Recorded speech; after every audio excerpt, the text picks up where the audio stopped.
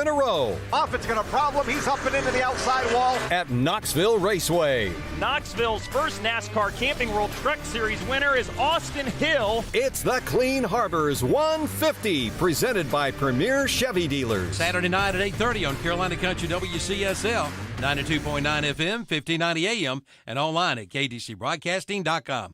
Red Hot Summer Saving Deals are waiting for you at Classic Volkswagen in Gastonia. Now get 2.99% APR financing for 60 months on certified pre-owned Volkswagen Tiguans and Jettas. Also 0% financing for 36 months on the remaining 2021 Volkswagen Jettas. And walk in, mention this ad upon arrival, and take $1,500 off the new 2022 Volkswagen Cross Sports and Volkswagen Atlases. At Classic Volkswagen of Gastonia, 4417 Wilkinson Boulevard. Online at classicvwgastonia.com.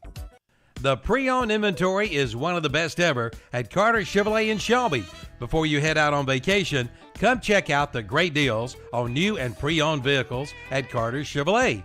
They make car shopping easy. You can shop online at carterchevyofshelby.com. And right now, get 0% APR financing or a big $1,000 cash allowance on the 2022 Chevy Equinox. Come on in for all the details at Carter Chevrolet, 200 West Dixon Boulevard in Shelby, and check out their page at whatsupshopper.com. It's the little old lady from Pasadena. You can buy where the little old lady from Pasadena gets her cars, her fast cars, that is, from Iconic Motor Company of Shelby, where you always get an iconic deal. Good credit, no credit, bad credit, no problem. Iconic Motor Company of Shelby can help. You can get approved with the best financing available. Iconic Motor Company of Shelby, 325 West Dixon Boulevard in Shelby. Online at iconicmotorcompanyofshelby.com. Built upon a solid foundation of cast iron and steel, the Kubota L Series is part of our under 100 horsepower tractor lineup rated #1 for reliability. They feature powerful Kubota diesel engines and easy operation. The durable Kubota L Series.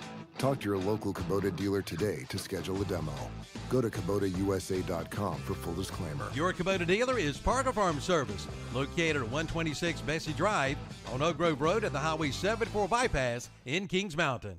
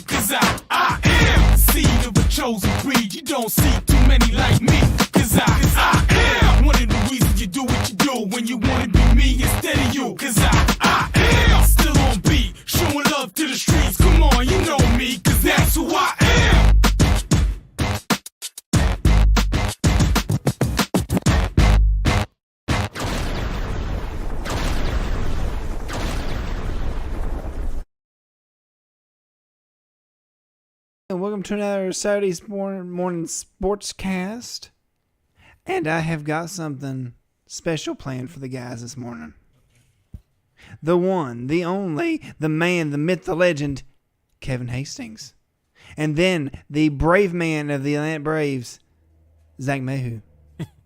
Then the wolf man of the wolf pack himself, Terry Reinhardt. And then, of course, the Burns Bulldog himself, Tom Sedefani. Right. It took you been working 7 on days. Worked on that all week. Actually, to be honest, I had it planned for last Saturday, but I didn't do it because you couldn't remember. Literally, yeah. Well, one thing I do remember that on these hot summer days, you need to call Shelby Heating and Air for your heating and air needs. Call them 704-487-7877. Check them out online, shelbyheating.com. Got special offers. Some of them end today, so check out what they have online, shelbyheating.com. If you'll scroll up there, Kevin, I can take a look at some of the offers they have. Do I have the offer sheet up? You do not. There it is. Okay, Tom, I'm only going to be here 10 minutes. $20 off a performance tune-up, $20 off a service call, and other specials that you need a coupon for. So make sure you visit their website and give them a call, 704-487-7877. Thank you, Shelby Heating and Air, for making Saturday morning sports talk, or the shock jocks, as Kevin calls it, making this possible. Yep. Good morning, everybody. If you're listening on 1590 AM right now, 92.9 FM is out. The tower on Crowder's Mountain, the power's out on the mountain in Crowder's Mountain today, folks. So tune us in on YouTube. If you can't pick us up on the FM there. And we are on the AM, though. For you folks on the AM, tell your friends and family that they will not be able to get us on the FM. But good morning, everybody. First of all, I want to say a couple of things. We've got news all over the place: baseball, basketball, football, U.S. Open coverage, NBA Finals. The boys will talk about and break down in just a little while, and more. This weekend, we've got all-star tournaments around the area. My team, I'm coaching my Bessemer team. Terry's umpiring here in a little bit. He's looking for people to throw out. Don't come hard at him. I'm not going to be here but like 5 or 7 minutes, so I'm going to, for the folks watching on YouTube, introduce my team here for the kids. We'll start with number 00, Ariel Santa Cruz. Ariel is a catcher and first baseman and third baseman. There's we'll skip around to the next one. Lawson Query, he plays outfield, and I can go back to that, can't I? I'll wait to the next one. How about Brantley Moss, number 7, left fielder. Albert Holder, number 8, center fielder. JP, turn your mic off. Noah Wooten, number 55, shortstop and first baseman. Mason Wilder, number 6, left fielder. Cayenne Bultware, number 9, he does a little bit of everything. Pitch, short, second, center field. Drayden Andrews, pitch, short, second. Sauger Gardner, number 3, first and right field. Levi Talent, number 77, pitcher, catcher, first and third. Austin Hastings, of course, will be playing first and right field in emergency pitcher duties, Terry. A couple more. I did miss Brody Bain, our little lefty. He's a pitcher and third baseman, and you could put him in any position, Terry, and you'll say that kid can play baseball. Like he catches everything. He's got a hose. But other than that, so far we're ready to start the All-Stars this weekend. We got Kings Mountain today. I was told the favorites in the tournament. However you handicap that, Terry. Well, that's the Vegas line. What's the Vegas line? They're sitting over there with 2 of our players, so I guess how that works out. That moves the line for that, but we'll see. They won last night 16-0, and they have. And this is one question I did have, but I don't want to go more than longer than a minute on it, Terry. The birth dates for these tournaments, right? Mm-hmm. Why are they before the season cutoff instead of after the tournament? Because when you do it before the season, now you've got 11-year-olds playing in the 10-year-olds. And one of these teams yesterday had an 11-year-old, Terry, taller than every one of my coaches. We got 4 of them. Well, there's some state and we got 11 world directors who might be able to answer your question for why they put it like that. But it don't make no sense. Like, this is the tournament. Like, we're playing the tournaments now, right? When's the World Series? So shouldn't the cutoff date be after the World Series? So everybody who's actually playing is the age that they say that it says 10 and under, Tom, and half the kids are 11. Because the cutoff date is in May or April and not August. Does that make sense? Am I making sense on this question? You're asking me to rationalize Little League. You're asking me. I was just asking about this in general. It's not rational. It's just weird. The story that I just heard about a coach. Well, yeah. I mean, it's just. Don't ask me to explain daddy ball. I can't explain daddy ball. I just can't do it. I don't. Why would the age be in the middle of before the season like that? That was weird. The basketball did it too. Well, our basketball was in house, so that didn't really matter. But this is not in house. This is an organization, right, Terry?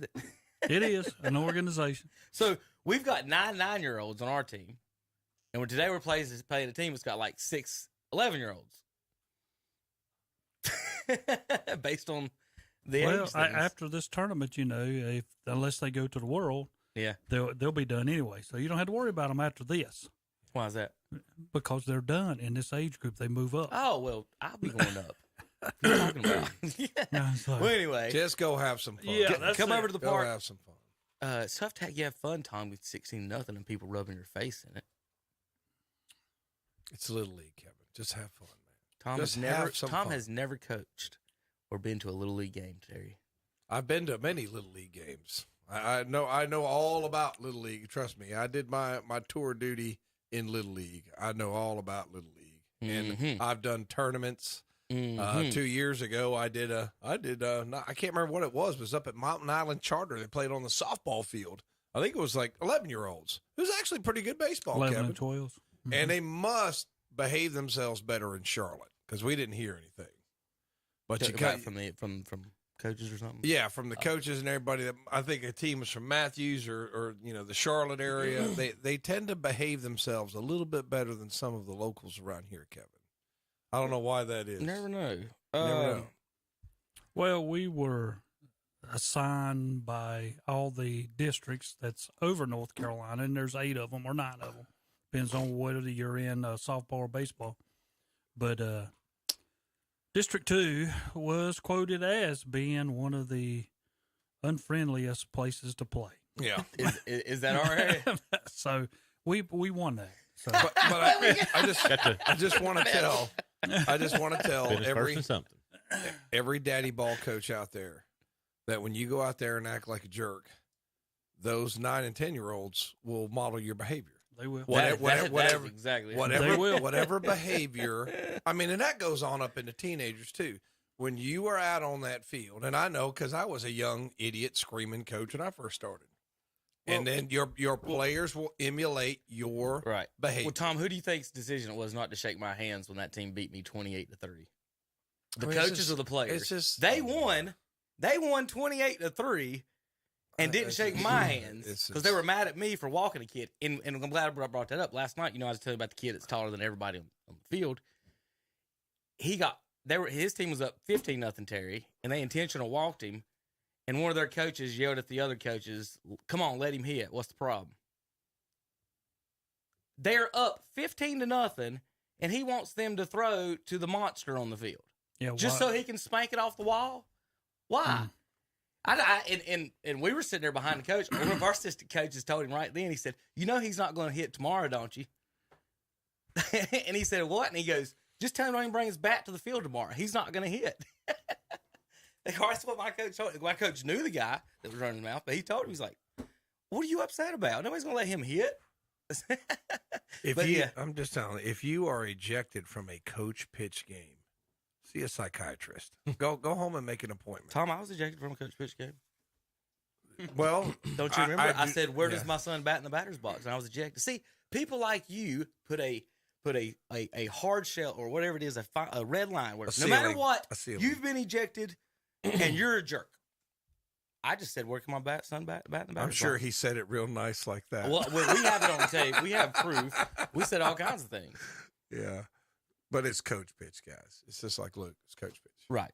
Okay. Chill. So I didn't want to get into that. I was trying to talk about the kids. Y'all umpires are all upset today. Waste 5 minutes. I just want to know about 11-year-olds. We wasted his time. We're sorry. You did. Go ahead. Don't worry about these daddies, and we ain't worried about that. Just talking about some baseball. Terry's gonna be fun over there. Y'all having a tournament over in West Lincoln? We got the coach pitch girls. How many games today? We got 2 today and maybe 1 tomorrow. Depends on what happens. Coach Pruitt from Cherylville, the head football coach over here, his team is 2-0. They won 2 games last night, beat West Lincoln in the first one, and had to play back-to-back because they won. Because there's only 3 teams in this tournament, y'all. 2 of them gets to go. 1 of them going to be left behind. Yeah. Wow.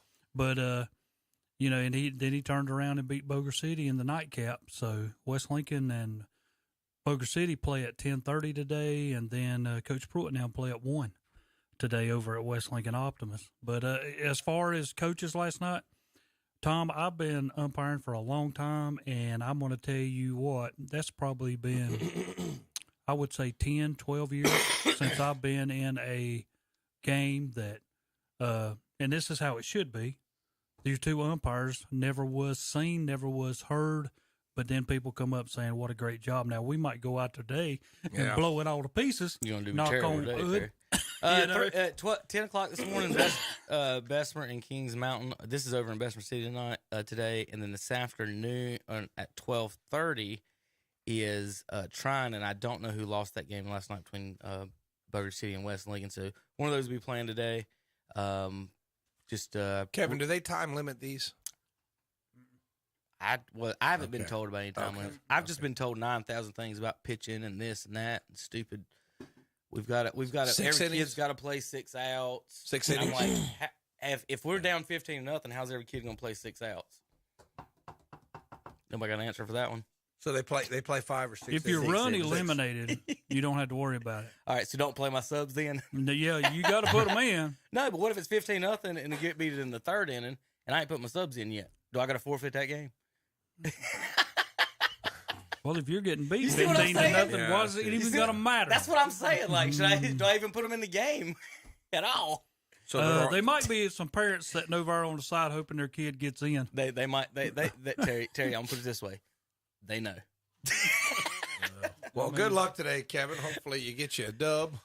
We're going to try. If you win, what does that mean? Win what? Today? Yeah. We can win the nothing. We just got to beat one team on Monday. Okay, so what if you win Monday? Then we go to the state.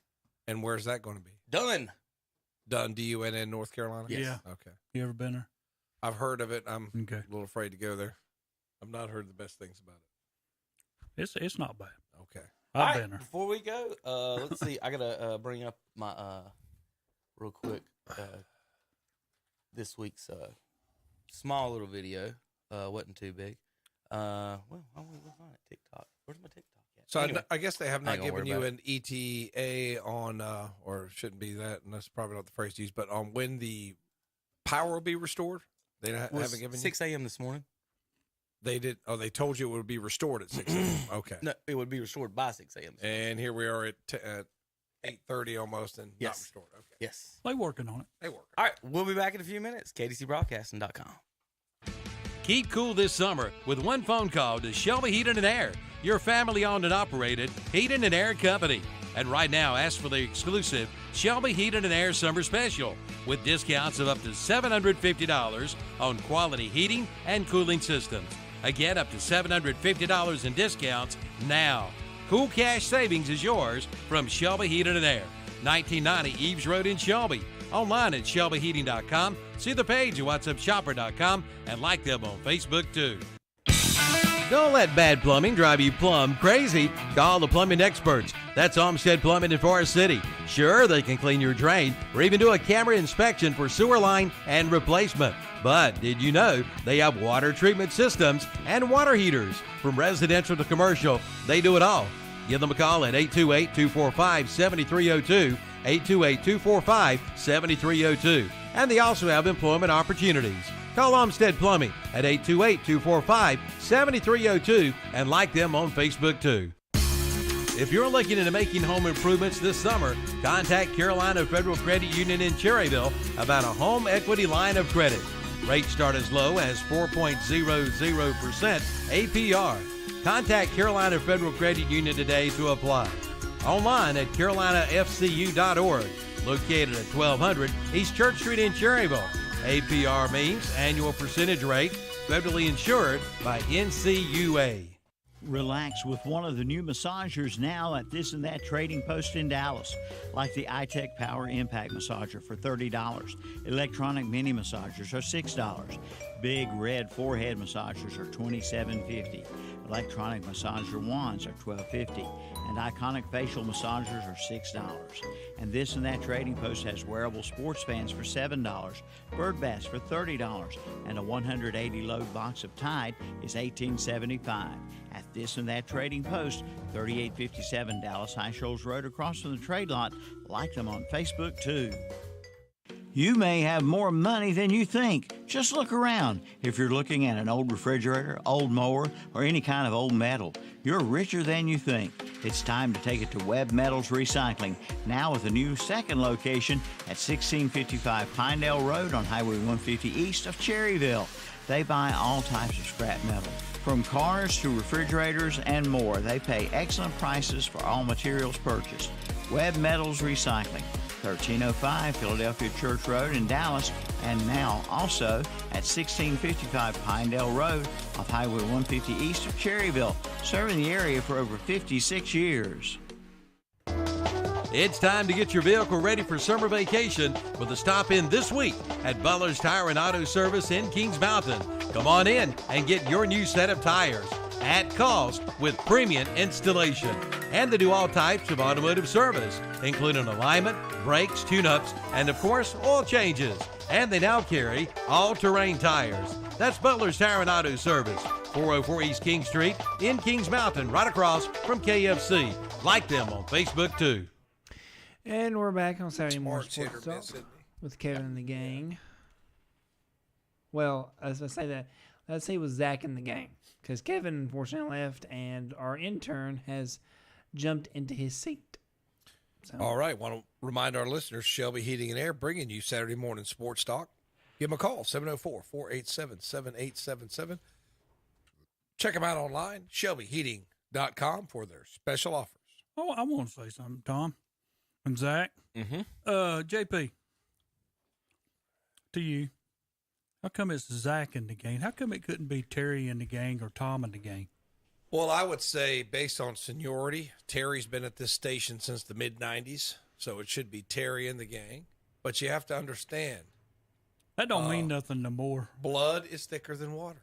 Do you not understand that? Yeah, I'm with you. Are you not a Southern? I'm with you. Are you I not understand. a Southern man? And remember the Dukes of Hazzard? Blood is thicker than water, and money is thicker than blood. Yeah, just like I tell people, the only reason I'm here because I go to get our breakfast. So does that mean Kevin's and me's Bo and Luke Duke, and you guys are Roscoe? And that's kind of like Boss Hog. He's Boss Hog. I'm Cletus. No, yeah. Okay. I'm not even Crazy Cooter or anything like that. I'm Cletus. Oh, what was the other guy's name? What was the other guy's? Roscoe? It was Roscoe. What was the guy that Enos. Enos, that's right, not Cletus. Enos, that was his name. Enos, Cletus was cousin, Uncle Boss's nephew. Remember? Okay, yeah, it's been a while since I sat down and watched it, but I can remember being a kid on Friday nights when it came on. Oh, I couldn't wait. Couldn't wait. Dukes of Hazzard came on. My grandpa used to work at Eaton when I was a kid, and I was 4 or 5 when he passed away. And I can remember him coming in Friday night was grocery night. Yeah. And by the time he got in, I was sitting there watching the Dukes of Hazzard. He must have worked late and had to go get groceries. I can remember him walking in with chips and stuff. You cannot miss the Dukes of Hazzard back in the day. But anyway, let's talk about that NBA series. Warriors defeat the Celtics, Terry. I've never been more disappointed in a series that did not involve the Cavaliers, because here I'm hoping that Draymond Green is denied the ring he doesn't deserve. And I tell you what, in watching bits and pieces of that, if Draymond does anything, Draymond's played great tonight. It's like, okay, he had 12 rebounds. He had 12 points, 12 rebounds, and 8 assists. Okay, if you put me on the Warriors, okay, so let's say theoretically, I'm a member of the Golden State Warriors. I'm put into the game. What do you think Steve Kerr's going to tell me? Don't shoot. He's going to say, don't shoot. And every time you get the ball, throw it to Curry or throw it to Klay Thompson. And you're going to get 8 assists. You're going to get 8 assists and if they're not in the game, don't shoot. I mean, just do not. You're going to pass the ball to Curry or to Thompson. You are not going to shoot the ball. That's what Draymond does. He just throws it to them and gets an assist. how many rings he got? He's got 4 because how many Steph got? He needs to put 4. How many Clay got? 4. Okay, who's earned rings? Clay and Steph. Draymond. Who's along for the ride? He's not along Did you see him after? ride. Did you see him after the game? He's going, what are they going to say about me now? What are they going to say about me now? He said, look at this. I'm like, you averaged a triple single. I'm going to say about Draymond. You know what he said also? I'm going to say about Draymond is he is right place, right time. That's all. He's a right place. Who? Pruitt. Yes. Well, he is right place, right time. Well, and that's all I have to say about it. Sometimes, though, you talk when you should be quiet, and I was kind of against him at the end when he said, "This is the Warrior Invitational." I'm like, okay. Do not say that. I mean, when you start doing stuff like that, come on, Draymond. He's an idiot. Now, he's an idiot. He's always been an idiot. But, Curry, series MVP, I think he had 43 or 44 again. And I was actually doing 34. a little something. What's that? He had 34 again, 30, 40 points every game. But I was listening, and it was just like, Curry, 3, good. I mean, just on that. I mean, it's just, he dominated that last game. He did. He played. He dominated that last game. And even though it's not always been my favorite player, at least you can respect him, and what he has done. And arguably the greatest shooter in the history of the NBA. Mm-hmm. I really wanted Boston to shut it down. I did too. You can't get blown out in the first half like that at home. Well, at home, you got blown out in the first half. At home, you gave a 21-0 run. At home. But, guys, I said back, I'm not mad because, Boston, to me, I had them out early. I had them beating Brooklyn, but then they was losing in the next round to Milwaukee. Yeah. So we went a whole lot further than I thought. Udoka, he ends up being, I do know his name, Tom. Yeah. But, time you get to the end of the year, they found out at the end of the series, they do need a point guard. Marcus Smart cannot be the guy to do it. Hit or miss. Yeah. We're talking about that. He's hit or miss. But the thing that really got me about the whole thing was Wiggins, because he is a number 1 pick, and he was all of a sudden shipped to them, and he's never really played to a Wiggins deal until they really needed it. Yeah. And that was when Curry couldn't hit a 3, and Wiggins was the guy that showed up. And then his last 3 games against Boston, he lit it up on points and rebounds. And you start thinking in the future, if all these guys come back, my God, y'all, Warriors are going to be strong as long as they keep them guys, because they got 2 older guys in Clay and Curry, and then you got 2 younger guys in Poole and Wiggins. Yeah. And the rookie center, I can't think of his name. I lost it. The one that's I know rehabbing. Yeah, Wiseman. Yeah. I almost said Whitesides. I knew it wasn't right. You think about that and you wonder next year, will it be tough because of the inside presence if somebody tries to beat them there? But shooting-wise, they got the best shooting team they are. And the big thing is Clay's going to get better. He come back his first time back for this year, and do you not think he's going to rehab himself a little bit better for next year? They'll be good. They'll be. They're not the. I don't think they're the odds-on favorite to win the NBA. They are. They are the one, and Boston's 2. They brought Brooklyn. It out. Brooklyn was 2. Brooklyn. Yeah, okay. and I then think they brought it out. I think they brought it out and yesterday. I cannot understand that, and I know Kevin's going down the road saying, "Oh Lordy, here we go again." Well, Brooklyn. Come on, y'all. They got all these guys, and all of a sudden they're number 2 pick. I did not like that, and Celtics were 3rd. All right. Well, we do. But anyway, we do have Coach Pruitt online. Coach Pruitt, are you there? Yeah, guys, I'm here. How you doing? Okay, good. How you doing? You on your way to the ball field, or is that a little bit later today? If Terry's still there, then I'm not on my way yet. So when Terry leaves, it'll be about my time to leave. But no, it was great seeing Terry last night. And him, Terry, what was your partner's name last night? That's my son, Nathan. That's your son. I did not realize it. They did a great job, and had a good time up at West Lincoln, and proud of our girls. We won a couple games and qualified for the state tournament, and hopefully we'll play another good game this afternoon against a really good West Lincoln team or a really good Bossier City team. So they'll play to come to us. But doing a little girls softball coaching as a head coach, so it's a little different than being a football head coach, I believe. So, but it's a lot of fun. Just a little bit different, I'm sure, but it's all about having a good time and developing the young ladies, and that has to be a big transmission. We're going from teenage boys. These girls are how old? 9, 10 years old, Coach? We're 7 and 8 year olds. 7 and 8 year olds. And and they we've had them. Well, we had 3 teams in our league, and I would say that our Dixie girls softball program in Cherville is very strong, and it's great to have involvement last year in coaching Emma's team, just kind of as an assistant, just on the sidelines, doing whatever was needed.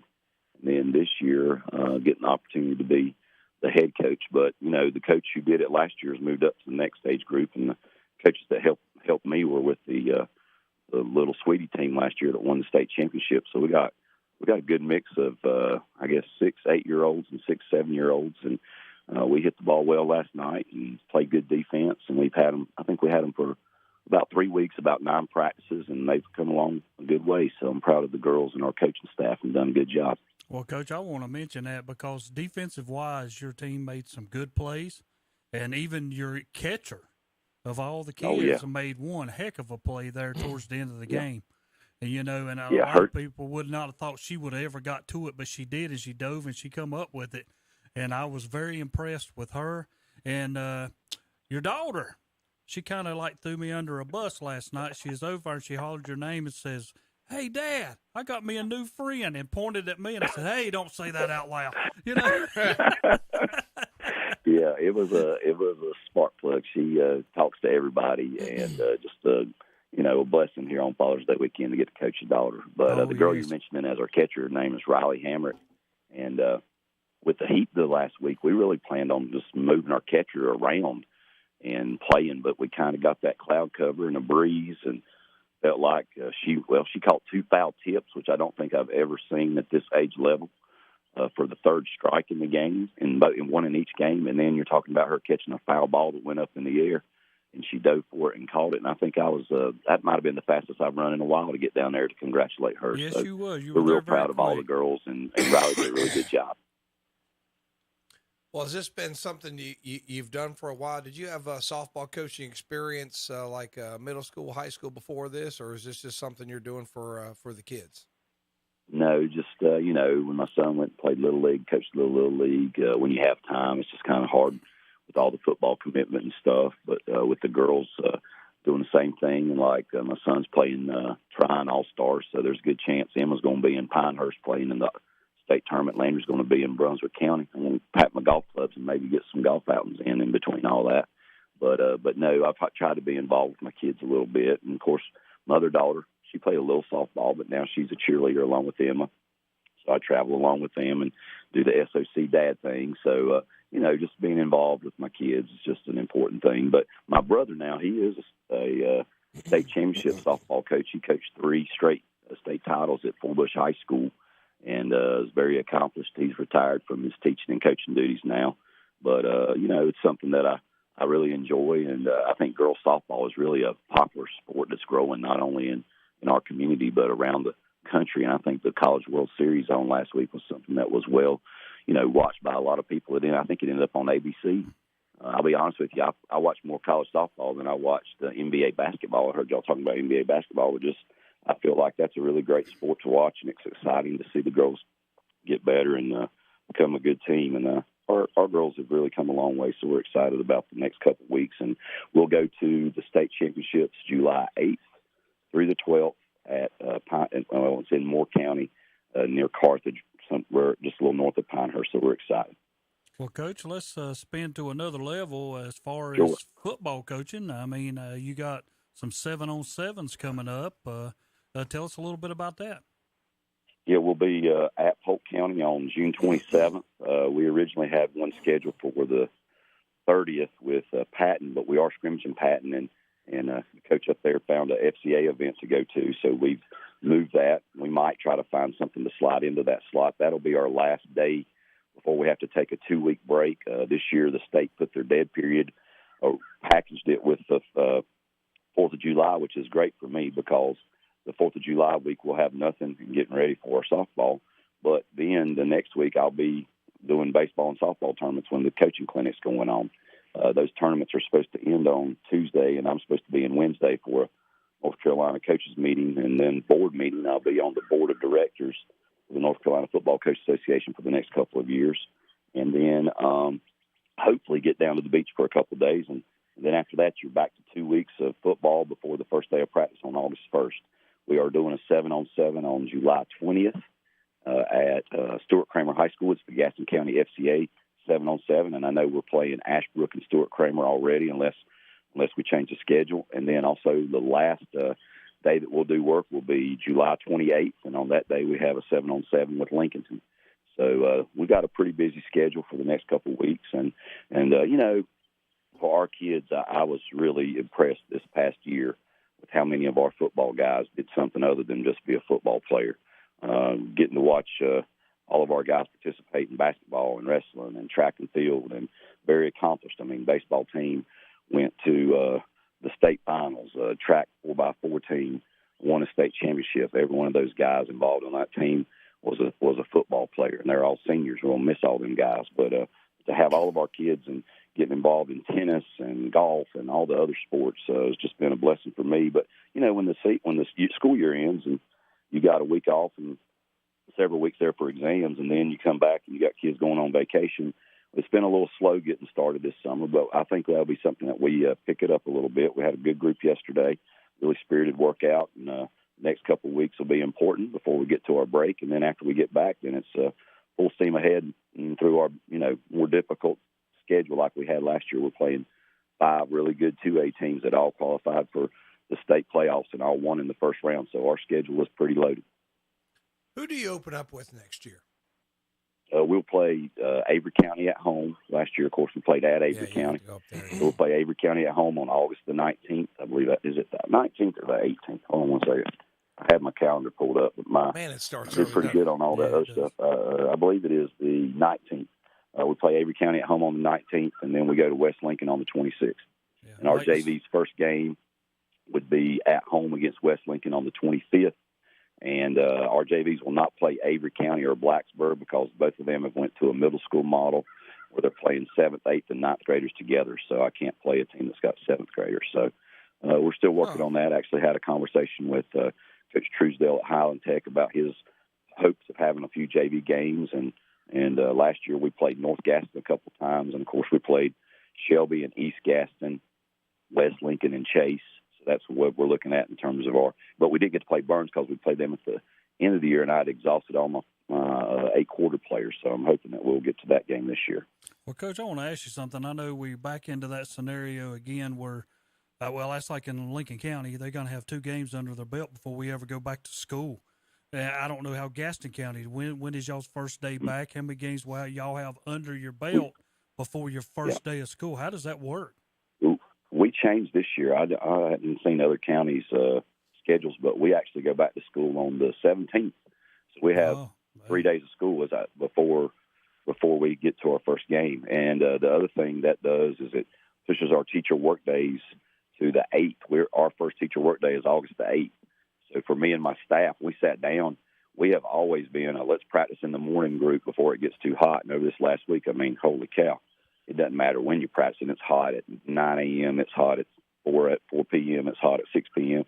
So we are actually going to afternoon practices completely this year. So anybody listening in, our first practice is going to be at the high school August 1st at 6 p.m., check-ins at 5:30. And, you know, our calendar has been set for quite a while for June, July, and August. And after you put it down on paper, I'm a paper person. I'm not a type it in the computer guy. I put a schedule together. Coach Jenkins actually writes it on paper for me so I can see it, and then that helps me when I get to a time like this. Yeah, Coach, I was up in Boone yesterday. Oh, yeah.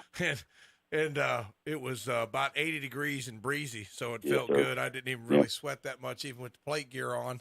And a guy from Oxford came down there and said, Does this happen all the time? Because the wind blew the whole time. I'm like, Coach, it's Boone. The wind blows all the time. It's just the way it is. Yeah.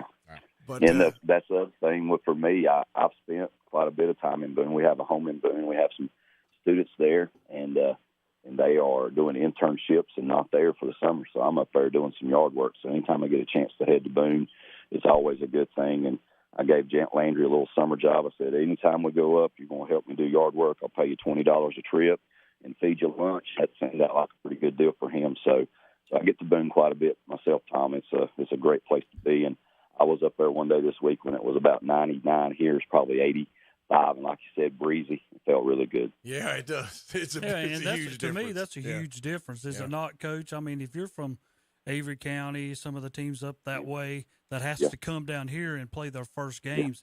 That's a big difference coming from 80 degrees all of a sudden to 95, and you're trying to. I just don't see how a kid can function, by doing. They can because they have to. Yep. But Right. I know that ends up bothering a little. Yeah. I think being an App State football fan my entire life, I think I've seen evidence of that. They've been up on the mountain all summer, and then they come off and have to play a college football game. You get those crazy college football times, like I guess App State and Carolina's going to kick it off at 12 noon.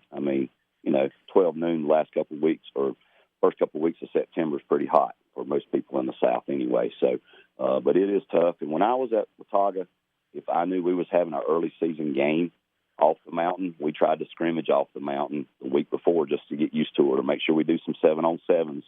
And we took our kids to camp at Catawba, and we took our kids to camp at Lenore-Ryan, and we've gotten away from that a little bit. But we did that just because we wanted our kids to get off the mountain and get in the heat a little bit. So that's something you have to prepare for. Just like our girls, we practiced our longest practice Wednesday night in the heat, taking as many water breaks as we could because we knew we were going to play back-to-back days. And really our girls come out swinging the bat last night with 7 runs in the first, and we kind of went from there. But, you got to prepare in anything you do. And, I'm excited about the coming football season. We got a really good group coming back. Well, Coach, good luck with the football season next year, and good luck today as you go into now this is the district tournament, correct, Terry? Yes. This is the district tournament, and then hopefully on to the state. Yes, sir. Yeah, we take 2 teams from our district, so since we won both games, we get to qualify. And if we happen to win today, then the tournament will be over. But if we lose, we get to play another game tomorrow because with Dixie rules, the teams can only play 2 games a day. So that team that wins the first game, and if they beat us, then we get to have another game tomorrow on Father's Day at 2 p.m. So either way, I'm just glad we qualified, and it's going to be a good experience for the girls to spend a lot of time away from Cherryville with each other, and it's a good bonding time for those girls. Last year we hosted the state, and this year will be different because we get to travel, so it'll be neat. I appreciate you guys, and Terry, I'll see you in a little bit. Take care, buddy. And listen, all right, take care. See you. And listen to what he says out there. It's so good to spend some time with your kids and get involved with your kids, and taking them to play ball. The main thing I like about it is you put up your stupid cell phone, these stupid video games, and go out there and play some ball. So it's really great to hear about the people involved. I know, Terry, we talk about some of the ones that get a little too involved sometimes. But I think that the youth sports is great for kids, and I just encourage every kid play something. Even if you're not that good at it, go out, play something. It's good camaraderie. It's good for your body. It's good for you. It's good for making friends. All the intangibles you get from playing. So well, and I love the coaches who are doing the game, and then if something happens, and Coach Pruitt's one of those. He just says, "Just tell me what's going to happen to me." That's what he told me last night. And we went over it, and he said, "Okay, that's all I need to know." Yep. And we went on. Well, good luck to all the teams participating. Are we due for a break, or do we need to go in? Yes. Let's take a quick break. I want to come back and ask you guys something about Curry here when we get back, if that's okay. Yes. JP, you ready? Family owned and operated, proudly serving Shelby and the surrounding area with the finest in heating and cooling for your home or business. We're talking about Shelby Heating and Air, and right now they have an exclusive spring special on Carrier, Goodman, and Mitsubishi systems. Get exclusive Shelby Heating and Air discounts of up to $750. Yes, discounts on quality heating and cooling systems of up to $750. Online at shelbyheating.com, see their page at whatsupshopper.com, and like them on Facebook too. Located at 1990 Eves Road in Shelby. Country Gold with Terry Clark. I'm Terry Clark, inviting you to join me for Country Gold, where we play your favorites from the 80s and 90s. This week, we'll spotlight Alan Jackson, who begins his last call tour. He's saying this may be his final tour because of a hereditary illness. Alan will talk about that, and we'll play a bunch of his hits this week on Country Gold with Terry Clark. Thursday afternoons at 1 o'clock on Carolina Country WCSL. 92.9 FM, 1590 AM, and online at kdcbroadcasting.com.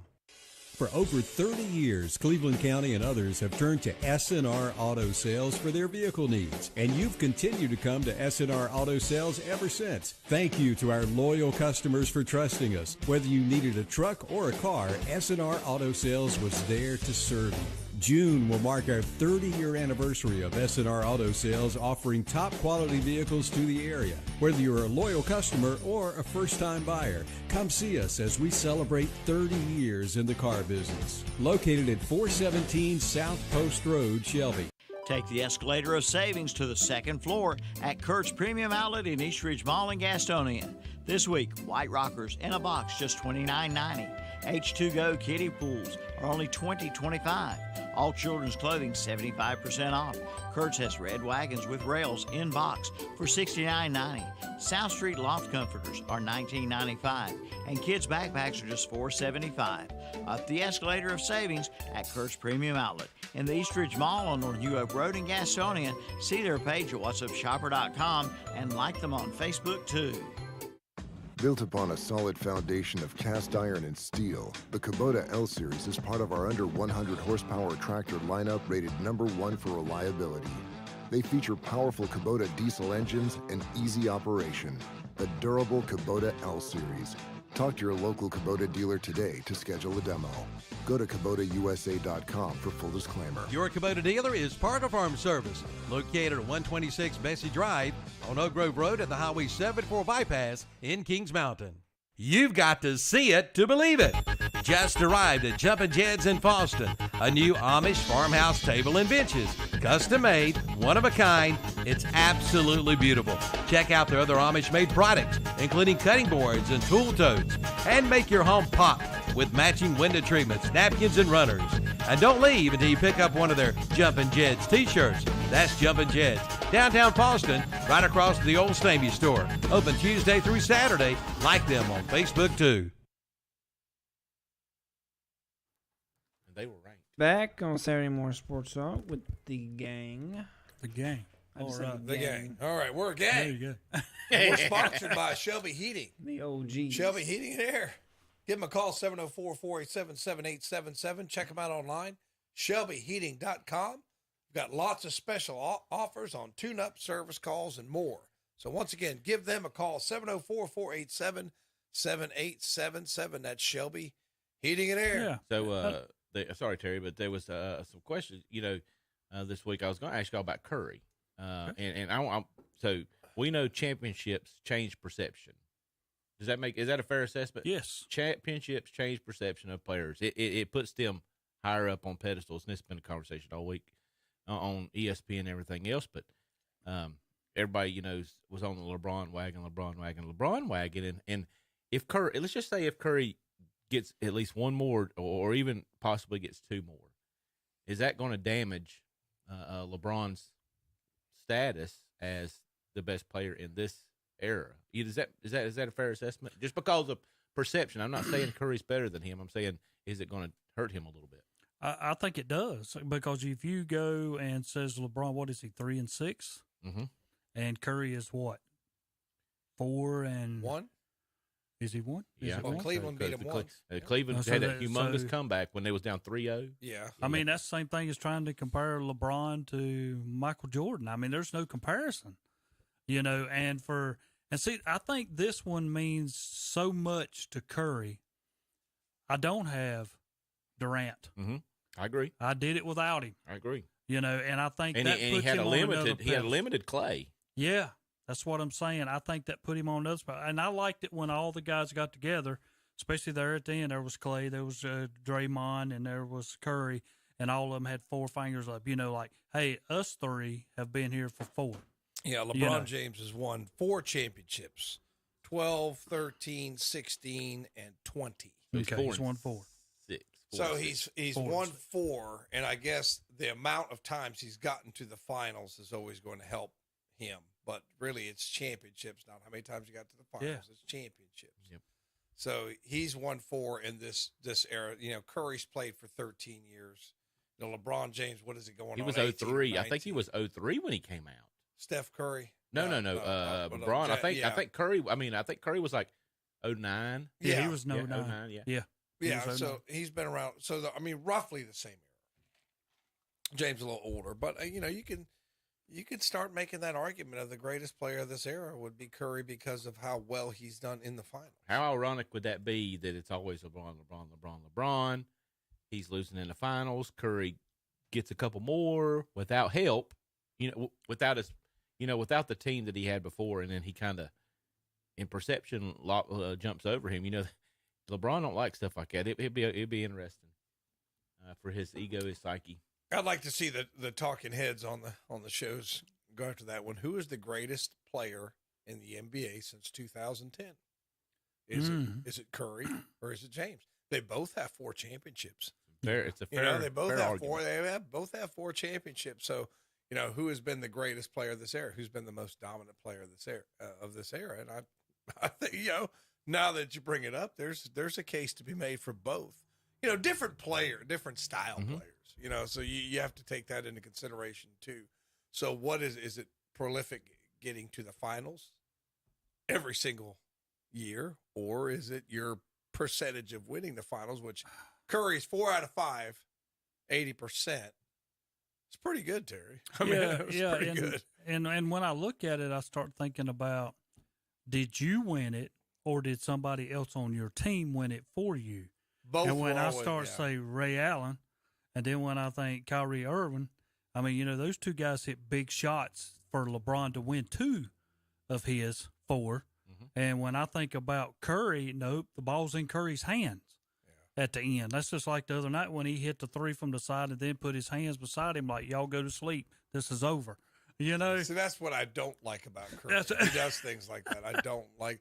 But you know who that reminds me of? Reggie Miller would do stuff like that. Yeah, he would. It's like I do. Now I like Reggie Miller. Yeah. I think he does a great job at the call, and he is funny. But some of those antics, I just have never liked guys with antics. So I don't like. You got LeBron and you got Curry, and thinking about them, LeBron would be the prototypical bigger, faster, stronger, what they deem as the in this era, supposed to be versus the 80s, 90s guys, but Curry don't fit that mold. Yeah. Remember when he come out from 2009, he come out of Davidson, probably thought he was gonna. I really thought that they was gonna beat that Kansas team when they were in the he just didn't have enough firepower with him. But he comes in, he's not really looked at that well. Very small, and he has really found a niche. And Tom, you mentioned it earlier. He's arguably the greatest shooter of all time. I don't see how in the world he couldn't be at least in the. You can make an argument for top, and he's no less than third. Well, I think he made the NBA change to him. Yeah. Once he come in, he found out, look, I cannot drive against these big guys because I'm getting swatted away. I cannot bully them because I'm not as big as they are. So I'm going to make them where I'm going to shoot from way out here, and if you want to come guard me, I can go deeper and deeper and deeper out and still light you up. And I think that's the biggest point of it. He's made the NBA come to play him now instead of him going to play them. Yeah. He would you just cannot leave him open. Sometimes you can't guard him. I've seen games where he gets so hot. You could smother him, and he's shooting something off the hip, and he's not gonna hit that shot. Oh my God, he hit that shot, and he's 10 feet behind the 3-point line, and he's shooting it from his side.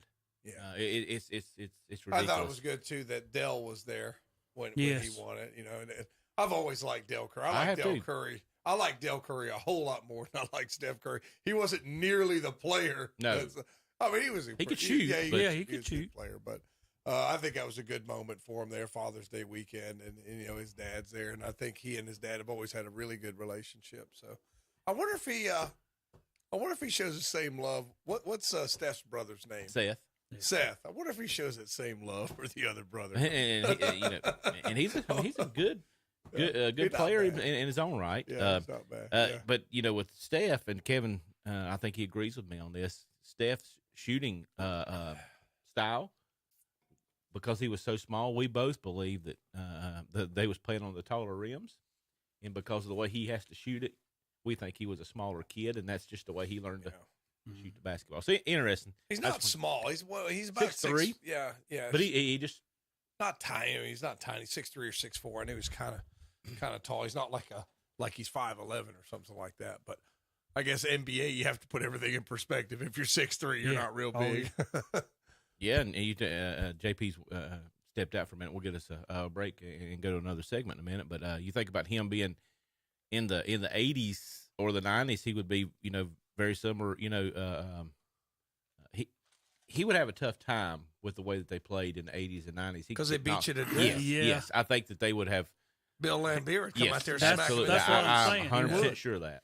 Yeah, and he would be wanting you to fight. He'd take you Anthony completely Mason out of your and game. all those guys. Oh, yeah. Charles Oakley. Yeah. And that could throw you off tremendously, I'm actually glad they don't beat each other to death like that anymore. But at the same time, I think it's gotten so the pendulum's gone all the other way. I mean, it's just like, that was a foul, you know?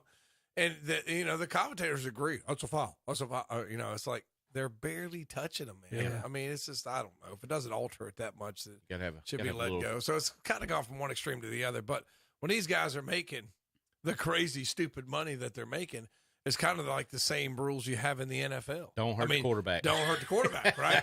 Don't hit him low. Right. Don't hit him high. Don't tackle him too hard. Don't drive him into the ground. Why? Because this guy's making $45 million a year. And in the NBA, all those guys are making stupid money. So, we don't want our labor being just beat to death. And the guys still get hurt. They still get hurt. But imagine how worse it would be. These guys, I would say they're stronger than guys. I mean, you'd have to say that because of the advantage, the advances in training and all that stuff that have happened. But if they were still beating each other to death like that today, I'm going to throw you some statistics out there.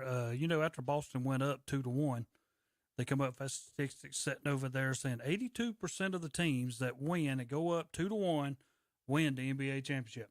Made me feel great. I'm like, I'm with Boston. Hey, this is a cool thing. But then when Golden State took it and they went up 3-2, 81% of the teams win the championship, which they end up winning it. So that one was blown all to heck from one side to the other. And I'm going to tell you somebody who made some money during this tournament, Al Horford. Yeah. $14 million. Well, when he made the NFC East Finals and they won, he got a $5 million increase. Terry, did you just say NFC? Did you just say he got the Cowboys on his head? NFC East? You mean the Eastern Conference of the NBA? Yeah, Eastern Conference of the NBA. But we promise he got $5 million more. Yeah. If he would have won it, he would have got 26. Yeah, incentive-based contract. And I'm like, I cannot imagine me having a contract that $5 million to $7 million, $12 million is what I'm playing for. Well, I'd have had to Bill Lambier Jason Tatum for being so bad. Unreal. But he got $5 million more, so there you go. We're gonna hit a commercial quite quick. JP, we'll come back and we might look at the PGA Tour for a quick second to see the U.S. Open, and then we'll maybe go into some baseball. Okay. We'll be right back. KTC Broadcasting. Keep cool this summer with one phone call to Shelby Heating and Air, your family-owned and operated heating and air company. And right now, ask for the exclusive Shelby Heating and Air Summer Special with discounts of up to $750 on quality heating and cooling systems. Again, up to $750 in discounts now. Cool cash savings is yours from Shelby Heating and Air, 1990 Eves Road in Shelby. Online at shelbyheating.com. See the page at whatsupshopper.com and like them on Facebook too. If you've been thinking about selling your car, Oak Grove Auto Sales, Service, and Body Shop in Kings Mountain can make it easy. They are now taking consignments. Let them do the work for you, getting you the best price possible. And don't forget about their service and body shop. And right now, Oak Grove Auto Sales, Service, and Body Shop has employment opportunities for a light-duty diesel and auto service technician, offering skill-based competitive salary and benefits. Just apply at Oak Grove Auto Sales, Service, and Body Shop. 522 Oak Grove Road in Kings Mountain. Open Tuesday through Friday, 7:30 to 6. Closed 1 to 2 for lunch.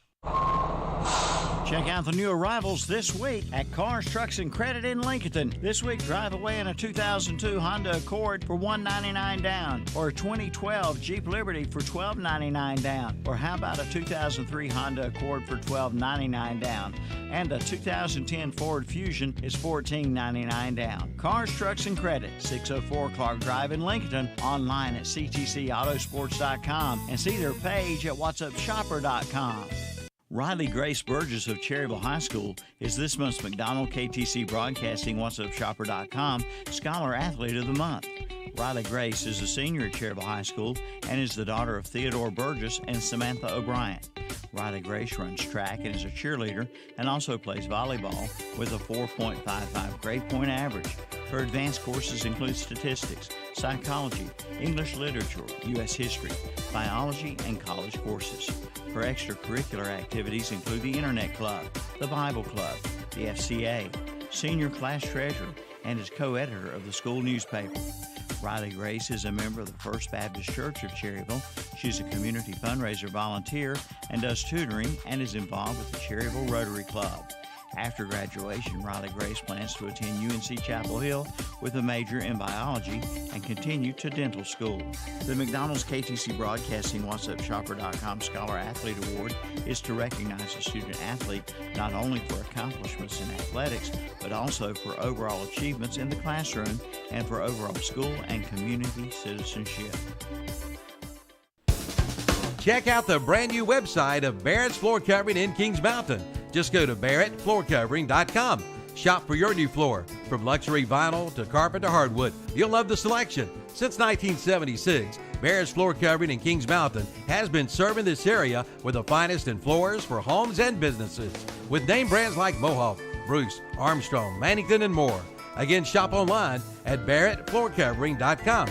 Barrett's Floor Covering, 150 Dixon School Road in Kings Mountain. Call 704-981-6575. The pre-owned inventory is one of the best ever at Carter Chevrolet in Shelby. Before you head out on vacation, come check out the great deals on new and pre-owned vehicles at Carter Chevrolet. They make car shopping easy. You can shop online at CarterChevyofShelby.com. And right now, get 0% APR financing or a big $1,000 cash allowance on the 2022 Chevy Equinox. Come on in for all the details at Carter Chevrolet, 200 West Dixon Boulevard in Shelby, and check out their page at WhatsUpShopper.com. Thanks for help bringing the economy back. One local purchase at a time. Kind of uplifts you and you feel better. It's the greatest comeback of all time. Shop local with WhatsUpShopper.com, Carolina Country, and The Boss. And we're back on Saturday Morning Sports Talk with Gang. But it's not really major. That makes sense. Tom, why don't we tell them about our friends over at Shelby? Yeah, call our friends at Shelby Heating and Air, 704-487-7877. Check them out online, shelbyheating.com. They have special offers that are expiring soon, so please check them out. Get a discount on a tune-up, service call, and more. Well, I'll talk about the U.S. Open this week, and you look at the leaderboard, guys, and I'll just be honest with you, I only know like one name myself. It's Roy's, tied for third, but you go down the list, and you have a lack of big names on that. When you have that, we all know what happens to the ratings. It just doesn't get watched. We talk about, the Tiger deal and the like or dislike of him and what he brings to the table with these events and stuff, man, and just people just doesn't watch it as much without some of these big hitters. And we've got the LIV that's reared its head. We've had a lot of the big names. I think Dustin Johnson's one of the guys that's went. Sergio's went. Phil's went. These are some of your bigger staple names. Some of these guys are playing this tournament, and I'm sure, like Terry, we talked about in the break right there, that the PGA is happy that they did not make the cut in some of this. So, yeah. It's been a distraction. I hear from both sides because I don't know that much about it to criticize whether they're right for doing what they're doing or not right for doing what they're doing. And while PGA suspended them, I do not know. But, when you think of what's happening here, I question, when you come down to your final 12 and we're talking about the PGA's the final event, will that keep you out so you do not make your final 12? And you're talking about watching golf. I'm one of those because if I look at it and I see Justin Thomas, some of them at the front, I agree. Then I'm going to pay attention to what's happening if Tiger Woods is in it, etc. But if none of them guys, like a Larwin or some of them guys that I do not even know are up in it, I'm not even going to pay it any attention. Yep, I agree. That's just me, and I guess I'm not like a avid golfer that would pay that much attention to it, so I guess that would pull me away. So they gotta find a way to market these guys to get them some exposure where people want to watch it. And the second thing is this brings up with this LIV this popped up, and a lot of people might not remember this. I know you guys would, but when the USFL came in with the NFL, and you had some very big names in the USFL, and then you had your NFL, and it was two different leagues. Both of them did pretty well. The USFL, as we know, didn't make it, but you had your Herschel Walkers, I think Steve Young's I think Steve Young. I know Herschel Walker was in it. A couple other, Jim Kelly, I believe, was in the USFL. So it'll be interesting to pull some of the big names over there, see what they're going to do. I know it is a lessened schedule for the LIV, 3 rounds instead of 4 rounds, and we know they're paying some good money for those guys. Yeah, so. $4 or $5 million more per player to come and play. But, and I'm also, like we was talking about, when you think of it, the NFL cannot be even counterpart by anybody. I don't care what they throw out there, what type of football they try to put out there against it, because I'm watching this USFL that's playing right now, and there's nobody there. Yeah. I mean, if they have 2,000 fans in this 30,000 fan place, you're lucky, because when it shows sidelines, I see a dot, a dot, a dot. That's what I see. I don't see people in the stands, and I'm wondering how long this league will last. Yeah, money's going to carry it for a while, a year or two, but after a while, you're not going to be able to play all them players unless your sponsors are paying most of it. As long as it's not really done to make money. As long, I think it's mainly, football needs a minor league. I mean, it works in baseball. Hockey's got it. Basketball's got the G League. Why doesn't football have something? And I guess, speaking of the G League, now I have seen more of that on television, but now I'm going to be honest with me. When I flip it over and I see it, I click it. I might watch 2 minutes, but I'll never watch a game all the way through. Now you watch, in those you're watching individual players. And I think if the USFL wanted to survive, that's kind of the way it's got to survive, as like a springboard for guys to get back into the NFL. And I think that would make it more interesting. Now, whether it will make it or not, I'm not sure. I know my mom likes it because she remembers back in the 80s, she liked the New Jersey Generals because Brian Sipe, who was the quarterback for the Browns, went to the New Jersey Generals. You remember they had Herschel Walker. They were able to sign away some stars. Jim Kelly. Yeah, Jim Kelly was the Houston Gamblers, I think.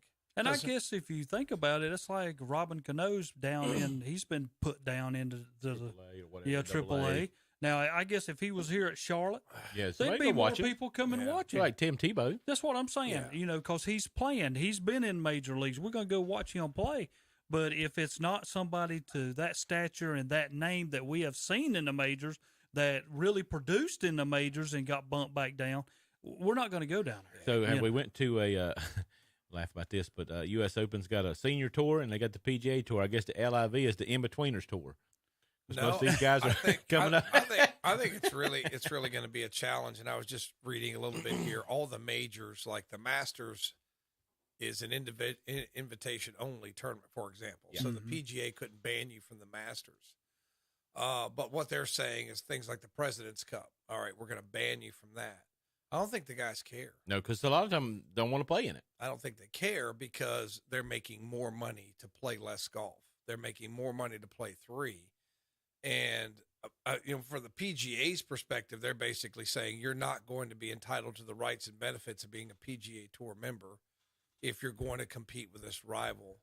And a lot of people will say, I'm sure if you did more, it's like, okay, you're taking money from the Saudis, which would be frowned upon because of their not so great human rights record and their not so great treatment of women and other things that the Saudis have been criticized for. And, they just happen to kill journalists who speak bad about them, things like that, so I could understand the shady Saudis.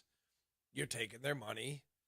That makes you look bad. But in the end, what did we talk about earlier? Blood is thicker than water. Money's thicker than blood. I mean, I don't think. And we've had this issue come up even with the NBA in China. I mean, it ain't like something that we haven't seen before. So, it's something too. If you don't think it's made a difference, the U.S. Open's $5 million more were added to that to pay. So if you don't think the LIV and the PGA and all this stuff is making a difference, then why all of a sudden did we up the U.S. Open $5 million more dollars? We all know this. Competition is never a bad thing. It can be. Yeah. I Well, disagree. I could see because competition has a destructive element, and it's just this is where like people get mad when you talk about no competition is always good. Yep. Well, it is for the most part, yes, because if I open up a business and you open up a business, I have to make a better product for a lower price to beat you out. That's like the basics of competition. But also there's a dishonest element to it because that also encourages cheating, dishonesty, cutting corners. I mean, that's just a fact. You know, why did the meat processing plants grind up the rats with the meat? Well, it's cheaper and we can make more money and we can beat out our competition if we don't, take extra safety precautions. So, I mean, it's for the most part, it is good and everybody's going to tell you it's good, but good with an asterisk because nothing's 100% good, Terry. Not even you on a baseball field. It's not 100% good. There's gonna be a drawback somewhere to it. So I think, I mean, just like you talk about the USFL. Well, that helped NFL players get more money. It did. When Herschel Walker and all these folks were getting his money. Yes, that was that was the good of it. But it's not. It's never going to be 100% good because there's always going to be that little destructive element to it, the encouragement of cheating, dishonesty. Well, I'm taking money from people who are a little bit shady, but that's okay, even though it's good that the PGA is now going to pay more because maybe the guys are worth more, So, yeah, it depends on – there's multiple perspectives on this. I guess I'm not in that situation, but if somebody said, hey, you want to go work for the Saudi? There's a Saudi-based school that's paying its teachers $100,000 a year. Would I go teach at that school? I'd like to say, no, I'm not taking their money. No, I'm not like that. No, they kill journalists. They they just now let women get driver's license, something like that, So it's like they don't have the best record, but it's kind of funny. People say one thing, they say one thing, but once the money's in front of them, they kind of don't do what they said earlier, So I guess that's my take on that. Yep. So, well, we look at the leaderboard. I had it pulled up a minute ago. The only one, like I said, that I had recognized was Rory McIlroy. Thank you.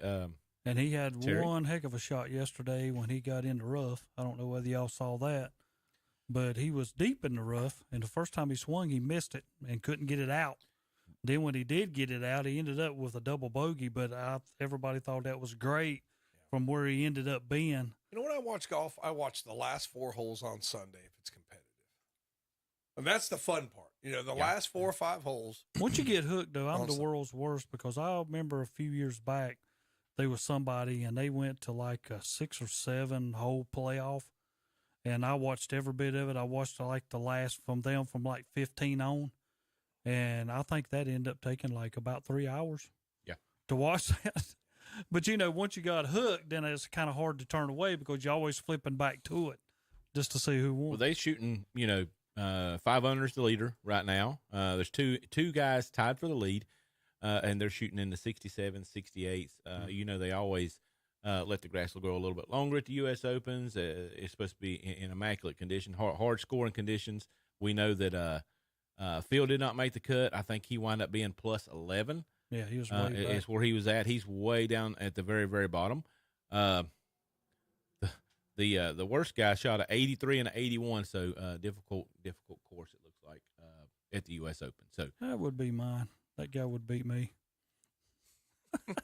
I'd have 164 on day one. So yeah, I'm just interested to see how this works out long term. What's going to be the fate, of this, and. As long, I will say this, the Saudis' human rights record and some of the things they have done are not exactly on the up and up. Yeah. And that'll affect sponsorship a lot of times. Oh, it will. As long as they're a major energy producer, it's going to, you know what I mean? You can, I know we don't talk about, professional wrestling in here or anything else like that, but they're a money maker. And they do a special wrestling event for the Saudis. I told you guys this before. They go over there, and those guys pay a lot of money. Stupid money. Stupid. You're right. Stupid money Yeah, to get these guys over there. It was news that you brought up wrestling, so I'll just throw this at you. Vince McMahon has stepped aside and given it to his daughter. I don't know what I've completely kind of lost track of it. I don't pay much attention to it anymore. But he stepped down because of a supposed affair with a paralegal who he wrote a check for $3 million after he doubled her salary. I mean, while she was on staff. I mean, like, you're 74 years old and you're still doing this stuff. You know what I mean? It's like she was 41. It's like you're 74 years old and you're still doing this stuff. I mean, I don't, whatever. But he's stepping aside, and his daughter, I believe his name's Stephanie. It is, and 45 years old, is taking over. I don't know what happened to Shane. I remember Shane McMahon was on there. They do have some disagreements on how to run the. Is Shane part of it anymore? He kind of stays out because Stephanie and the husband Triple H was a wrestler. Their ideals on how to run stuff is a little bit different. So they kind of, from what I heard, they kind of have a little friction between those guys. Yeah. So, sorry, Vince McMahon. It's stepping aside, and good luck, Stephanie McMahon. So let's get us a commercial break, and then we'll come back and we'll do some MLB baseball. I see the Braves on their 14-game streak got knocked out last night. So. Family owned and operated, proudly serving Shelby and the surrounding area with the finest in heating and cooling for your home or business. We're talking about Shelby Heating and Air, and right now they have an exclusive spring special on Carrier, Goodman, and Mitsubishi systems. Get exclusive Shelby Heating and Air discounts of up to $750. Yes, discounts on quality heating and cooling systems of up to $750. Online at shelbyheating.com, see their page at whatsupshopper.com, and like them on Facebook too. Located at 1990 Eves Road in Shelby. You know what Indra Compliance and Mattress Center says? Stack them deep and sell them cheap.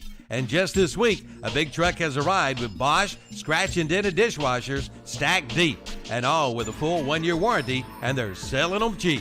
Plus Samsung scratch and dented dryers with a full 1-year warranty started at only $4.99 at Indra Compliance and Mattress Center, 1241 East Dixon Boulevard in Shelby. On the right going down, on the left coming up. Online at IndraCompliance.com. KTC Broadcasting welcomes a brand new advertiser. It's the Highway 29 Grill on Highway 29 south of Kings Mountain. You'll love it, guaranteed. And mention this radio ad and take 10% off your total bill. Great home cooking with great daily specials. And listen to this, seniors. You can enjoy the senior menu pricing all day long. They're open Monday through Friday, 11 a.m. till 7 p.m. To-go orders are available by calling 704-937-3105. Again, mention this radio ad and take 10% off your total bill. At the Highway 29 Grill, 1842 South Battleground Avenue, Highway 29 south of Kings Mountain. Like them on Facebook too. Hey, just look for the Lighthouse.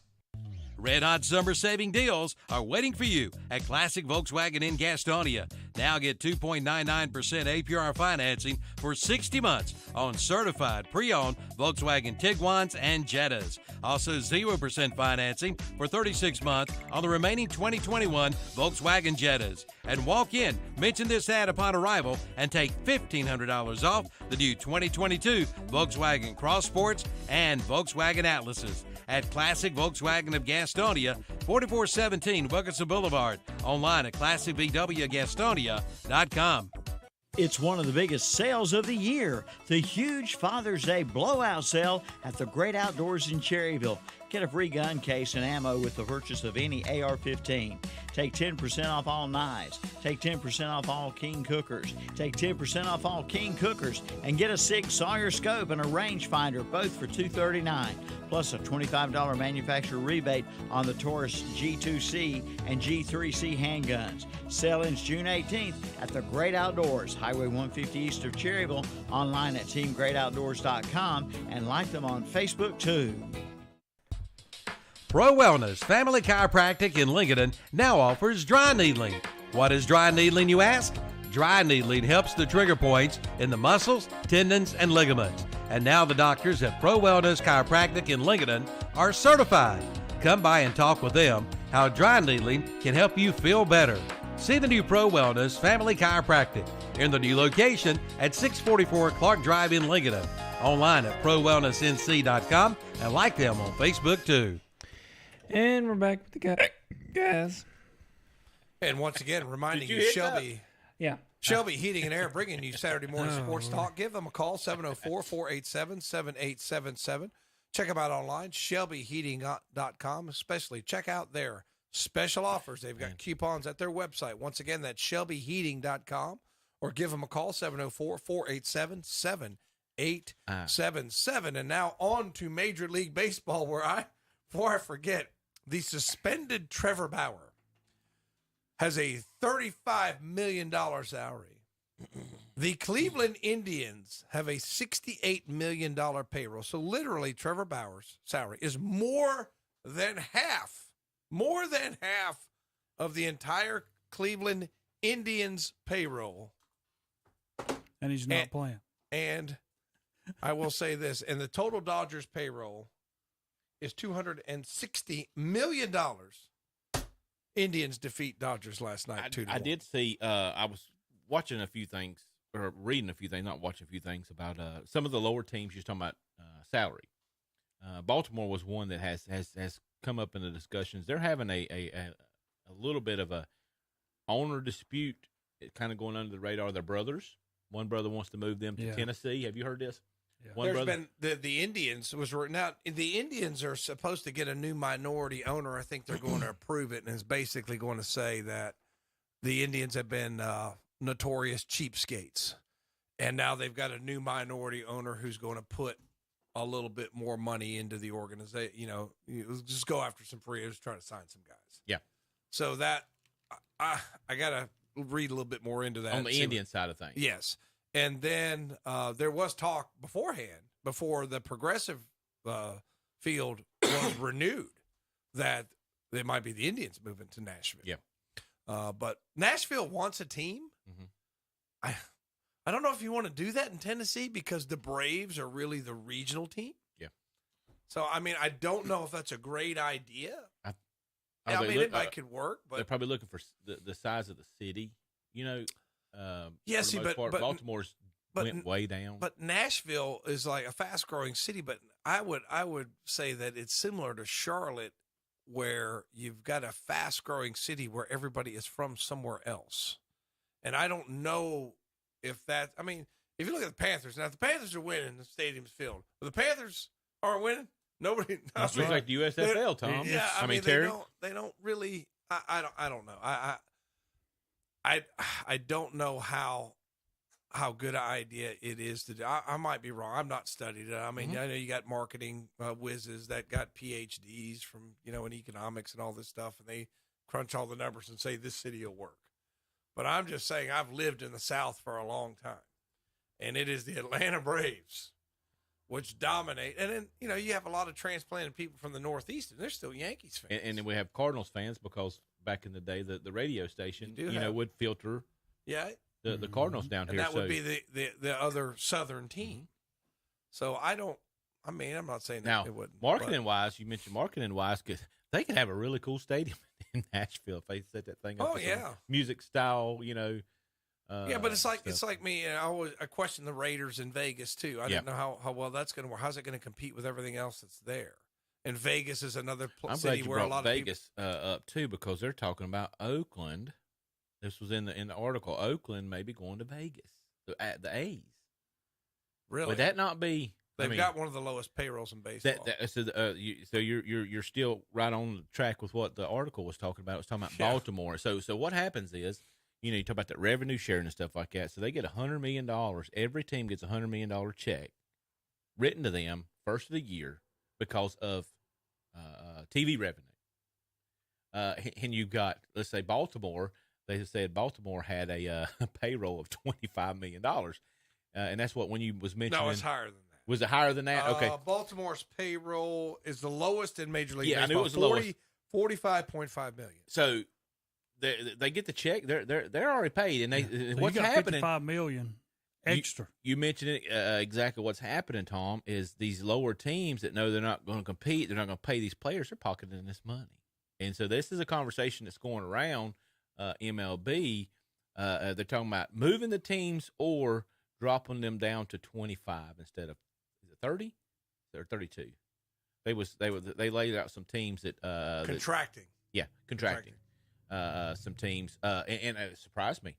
Baltimore, which is, a storied franchise in its own right. I mean, they've won a couple World Series, was on there. Cleveland was on there. Pittsburgh Pirates, which I think that would be really detrimental to move just because Pittsburgh of them. or Baltimore, either one. I know the guy, one of the owners who owns them, said he wasn't moving them. He said that's just far fetched. One of the brothers, yeah. Yeah, them moving from Baltimore. So, will that happen? I don't know, because if you got two guys fighting, then either you buy the other guy out and get rid of him, or, possible could happen. I don't know what all can happen there. But you talk about teams moving. I get tired of teams moving. I agree. I do not like that. I mean, that's like St. Louis. Every time St. Louis gets something, they lose it. And then somebody else will come there, then they lose it. Every time you turn around, there's a different person that, is going to play in St. Louis. So, quit this, let them play. And I understand that, Nashville, some of these other places want one. Well, put in for a franchise and maybe, and I guess that's what you'd have to do, 4 to 5 years. The NFL might expand to get a couple more teams involved. But, I just hate the teams that move from the spot that we're used to them being. Yeah. For younger guys, it's not going to make a difference. That's who you're going to remember where they're at now. But for us, and we've had them in like Baltimore for so long, and then all of a sudden they move out and they're gone, and, I just get tired of that. Yeah. Yeah, but at the same time, it's not, money is more than tradition. If they think they can make more money somewhere else, they're going to move. And that's why I guess, putting together the pieces here, when you say, well, you're getting this much money, you got to be spending it. That's why, the guy who buying into the Indians, I think he owns part of, I want to say some of the New York area teams. I want to say maybe he's part owner of one of the New York hockey teams. Rangers. Yeah, maybe. I have to look again. Like, in other words, he's got experience in major sports ownership. Yeah. So in buying into Cleveland, because of where he's from, I don't think it's about trying to get influence and moving the team. I wouldn't think. I think he's just saying, well, I'm going to buy into this and we can make this competitive in Cleveland, because it is a pretty loyal fan base. Their attendance has been down this year, but they've had such lousy weather. They've had a lot of rainouts. That goes back to the last point I was going to try to make on this, is what you were talking about, the Yankees payroll. And we've brought that payroll up, was $268 million. And you got these teams down here at $40 million. And they need to have, I mentioned revenue sharing earlier. The MLB doesn't do revenue sharing. What they do is they get that $100 million right off the top.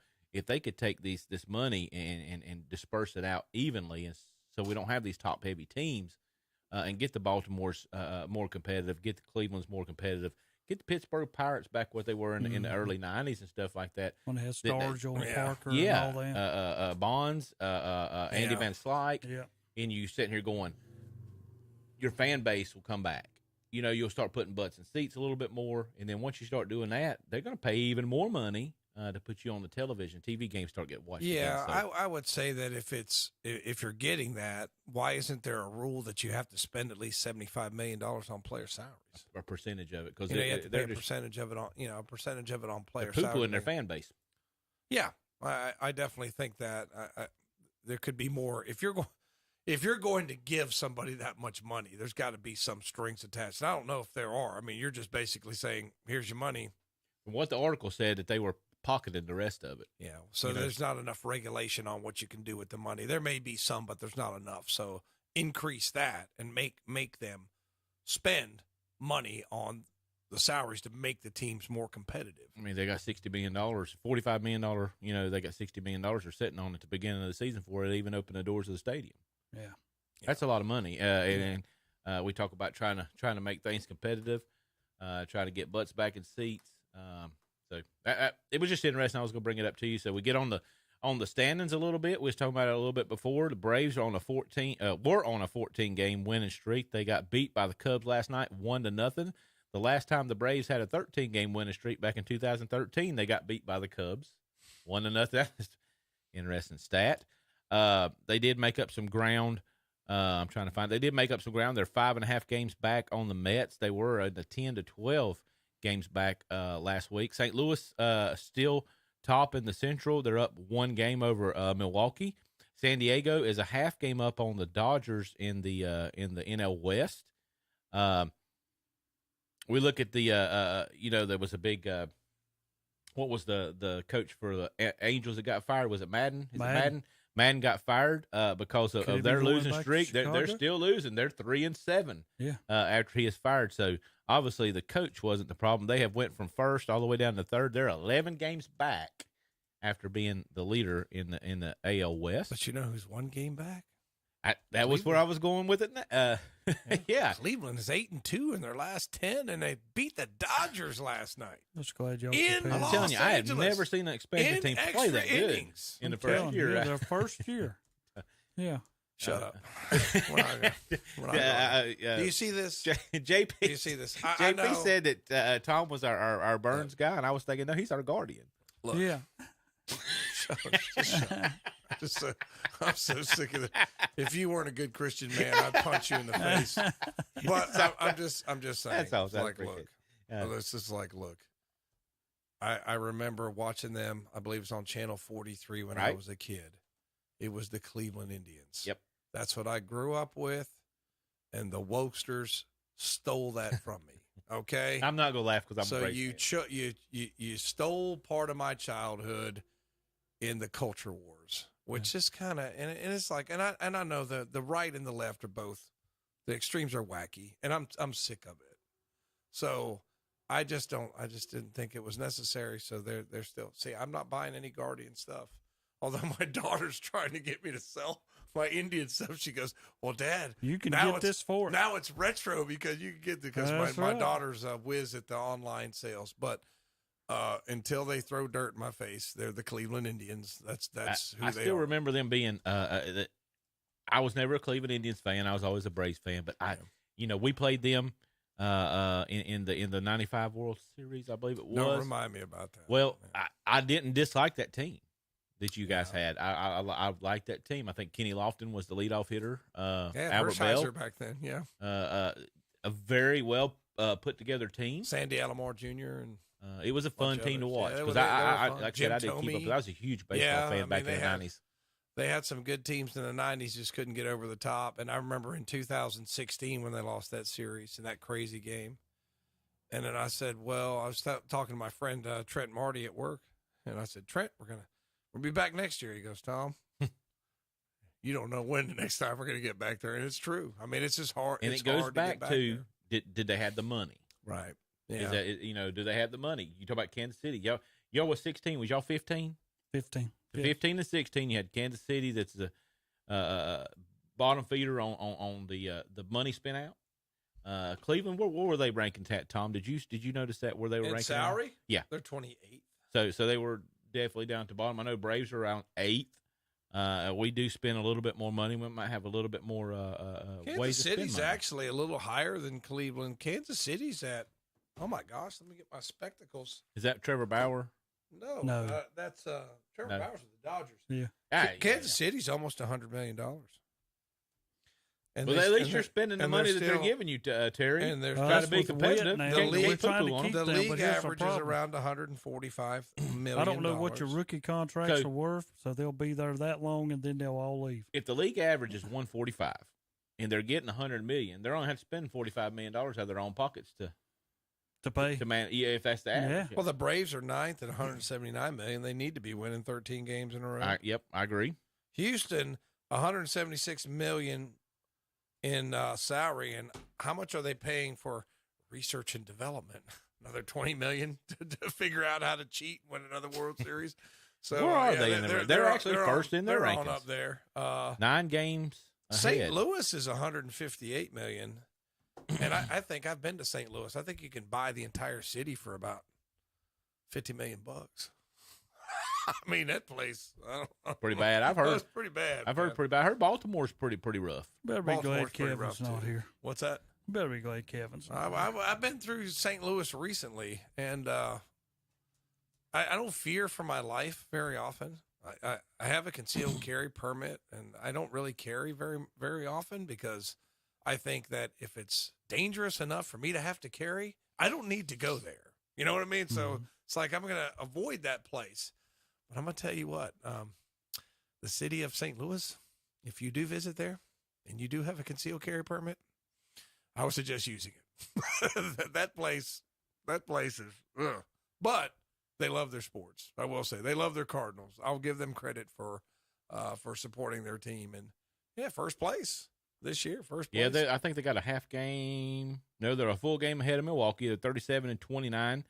We'll get back up into the American League East. The Yankees are just steamrolling that division. 9-1 their last 10 and 48-16 overall. Who's but in second? Toronto.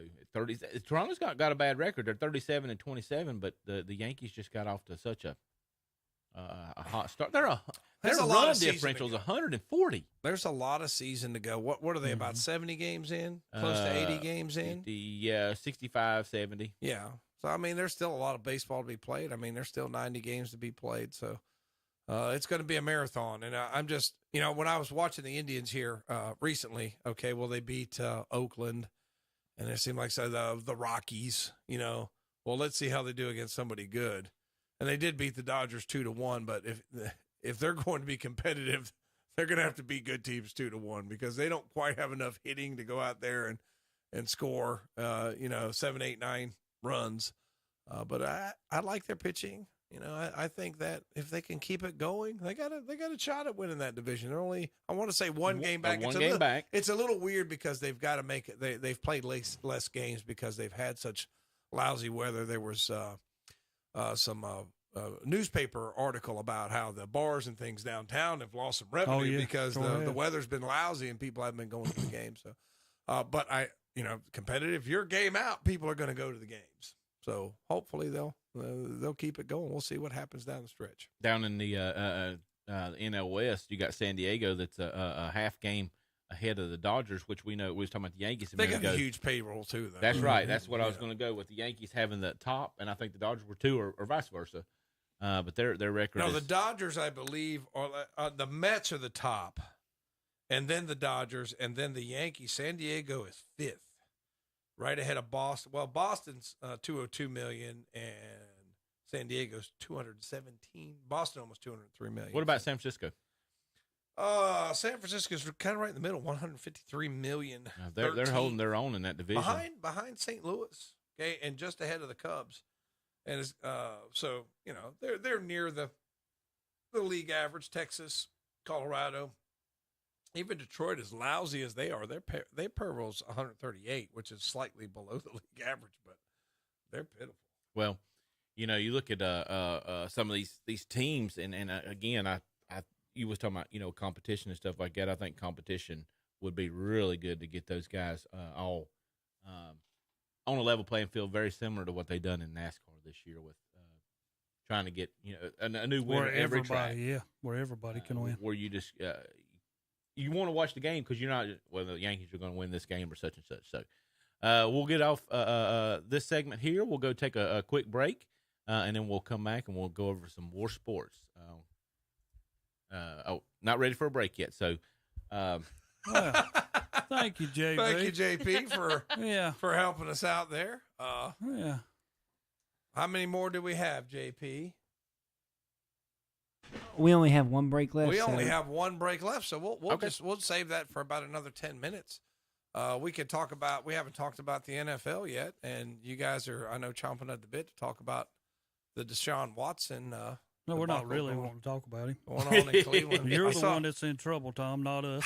I saw the interview, and it's like one of the questions was, have you really solicited massage services from 66 women? Okay. Mm-hmm. Okay. So if I ask you, let's role play here. You're accused of all this. Zach, if you hired 66 women to be massage therapists, what would the answer that your fans would want to hear? No. No, I have not done that. No. You know what he said? I ain't sure. I have to ask my lawyer. If the answer to a question, I have to laugh, because if I don't laugh, I'm going to cry. So let's rephrase the question. Yeah. What if the reporter said over under? We're going to take a poll. Is it over under 60, Deshaun? You're a young man. You're a good-looking, athletic, rich, famous young man. why are you going to Instagram to hire massage therapists? Why his money it's crazy. went to his head that he thinks I can do anything and it's all okay. I mean, I would hate to see me at age 20-something with $200 million. I mean, one of the best I'm things not that he judge the did, guy, y'all, but it's just was when he went back to his high school and took the people in the cafeteria money. And I was like, hey, this is a cool cat. Yeah. And then for all of that to turn around to what it is now, I wonder, it's just all of a sudden you've got tons of money. I do not know what to do with it. I'm going to do this thinking nothing's ever going to happen to me. And now, Tom, you are going to be without a quarterback. I have to laugh because if I didn't, multiple years, if I didn't laugh, if I didn't laugh, I'd cry. I mean, it's so bad. I mean, this situation is so bad. It's just, I'm serious. I think we can get Kevin to pull us with the what's the other intern's name? Mason. Mason. We get Mason to make Tom standing at two grave settings. We can have the Cleveland Browns on one, and we can have the Indians on the other. And Tom can be mourning. My brother, once says, just the GM's just an idiot. He has made other good moves, like locking up Ward, getting Clowney back, extending Nick Chubb. I mean, there's been a lot of there's a lot of things but this one I don't get. How are you going to write a check to a guy? And I know you could sit him down in a room and say, hey, look, man, what else is going to come out? Oh, nothing. But what are guys like him going to say? They're always going to say that. They're always going to say, oh, no, that's it. I mean, and you don't want to say automatically, well, all 22 of those women are telling the truth, because they might not be. Right. You can't say, I mean, there's been no criminal charges against him, and I think that's important to point out. But let's say that 20% of the women are right. I mean, that still gives you 4 or 5 accusers are right. So even at that, it's bad. You know what I mean? And some of the women have basically said, no, he's fine. He didn't do any, some of them have, but I don't know if there's enough going to say that and be proven. There's just, I could tell by him answering those questions just for being interviewed. The depositions are not going to, you know what I mean? Yeah. And how much does that, I mean, so he's got 240 something million guaranteed. How much does that affect how much does that affect they structured they basically structured the contract expecting him to miss a significant part of the season. Yeah, because they didn't pay him this year. So they're not going to pay him that much this year. But what's going to happen, I mean, it's kind of torn the fan base in two.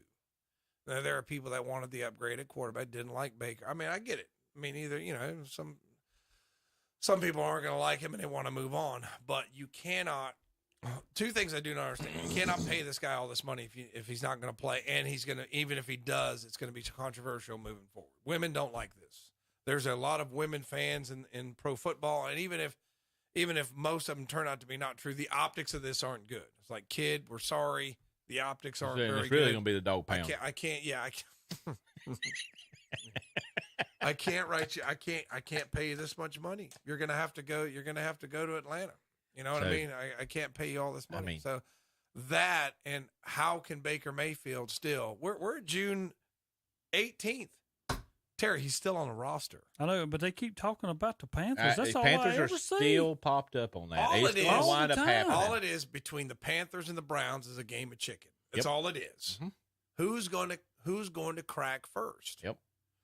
And Cleveland really doesn't need to do anything this year because they're okay on the salary cap. So they don't need. They could. They'd lose the roster spot. If you're going to keep him on the roster, you lose a roster spot if somebody else can help your team if this guy's not going to play, even if he's inactive. Yeah. So the Cleveland can risk that and basically say, okay, we're not going to cut him loose, because if we cut him loose, you got to pay him, right? That's my understanding. You cut him loose, you got to pay him. So I'm not going to cut him loose and pay him, and he goes play for Pittsburgh. I'm not going to do that. But a potential trade suitor is like, how much of the salary are you going to pick up? Are you going to, I think the Panthers will lowball him. We'll pay $4 or $5 million. You pay the rest, and he'll play for us. I think Cleveland said, no, And I think one thing they're keeping in the back of their mind, now there's a ridiculous notion that he'll play for the Cleveland Browns. I will bet my life savings he will not play another snap for the Cleveland Browns. It's no way he's going to play again for the Cleveland Browns. So if anybody actually thinks that, forget it. He's not. Jacoby Brissett. Take what you got and go with Brissett. And say, Jacoby Brissett will be your day one starter in Cleveland. But the other thing that Cleveland can do is say, okay, somebody's going to get hurt. Somebody's going to get hurt. And when somebody gets hurt, Mayfield's value will increase. Mm-hmm. Yep. So I think that they're as far as they're not in salary cap trouble this year, they don't have to make a move. So therefore, see you, Terry. Good luck today, buddy. They don't have to make a move. So in this game of chicken, I think Cleveland can't. There's a lot of people say set Baker free. It's like, well, you're not the one who has to pay him by setting him free. Yeah. And I think there's in the back of the minds of some of theirs, it's like, well, this guy's kind of hurt his trade value by his antics. You know what I mean? Is this a locker room guy? Is this a team guy? Is he going to get along well? I mean, he's a competitor. He's a competitor. I believe he's been told he can't do it. That's not my issue with him. I mean, I think he's proved people wrong before, but there's going to be a question of, do the other guys like this guy? I mean, you're the quarterback. You're not the backup punter. You're the quarterback. So I mean, that's the most important guy in your locker room. So, but some of the things you've done and said has hurt your trade value. So, sorry, kid. Part of this is on you. Part of it's on the Browns, and part of it's on him.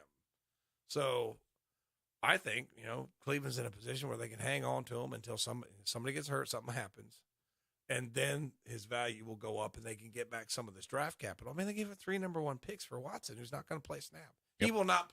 Watson will not play a snap in 2022. He might not play a snap in 2023. The bad thing is they're not going to get the picks that they want, or he might not be valued for. They're going to get a 5th or 6th round pick, 4th maybe, 4th at possible. At this point, you're not at this point.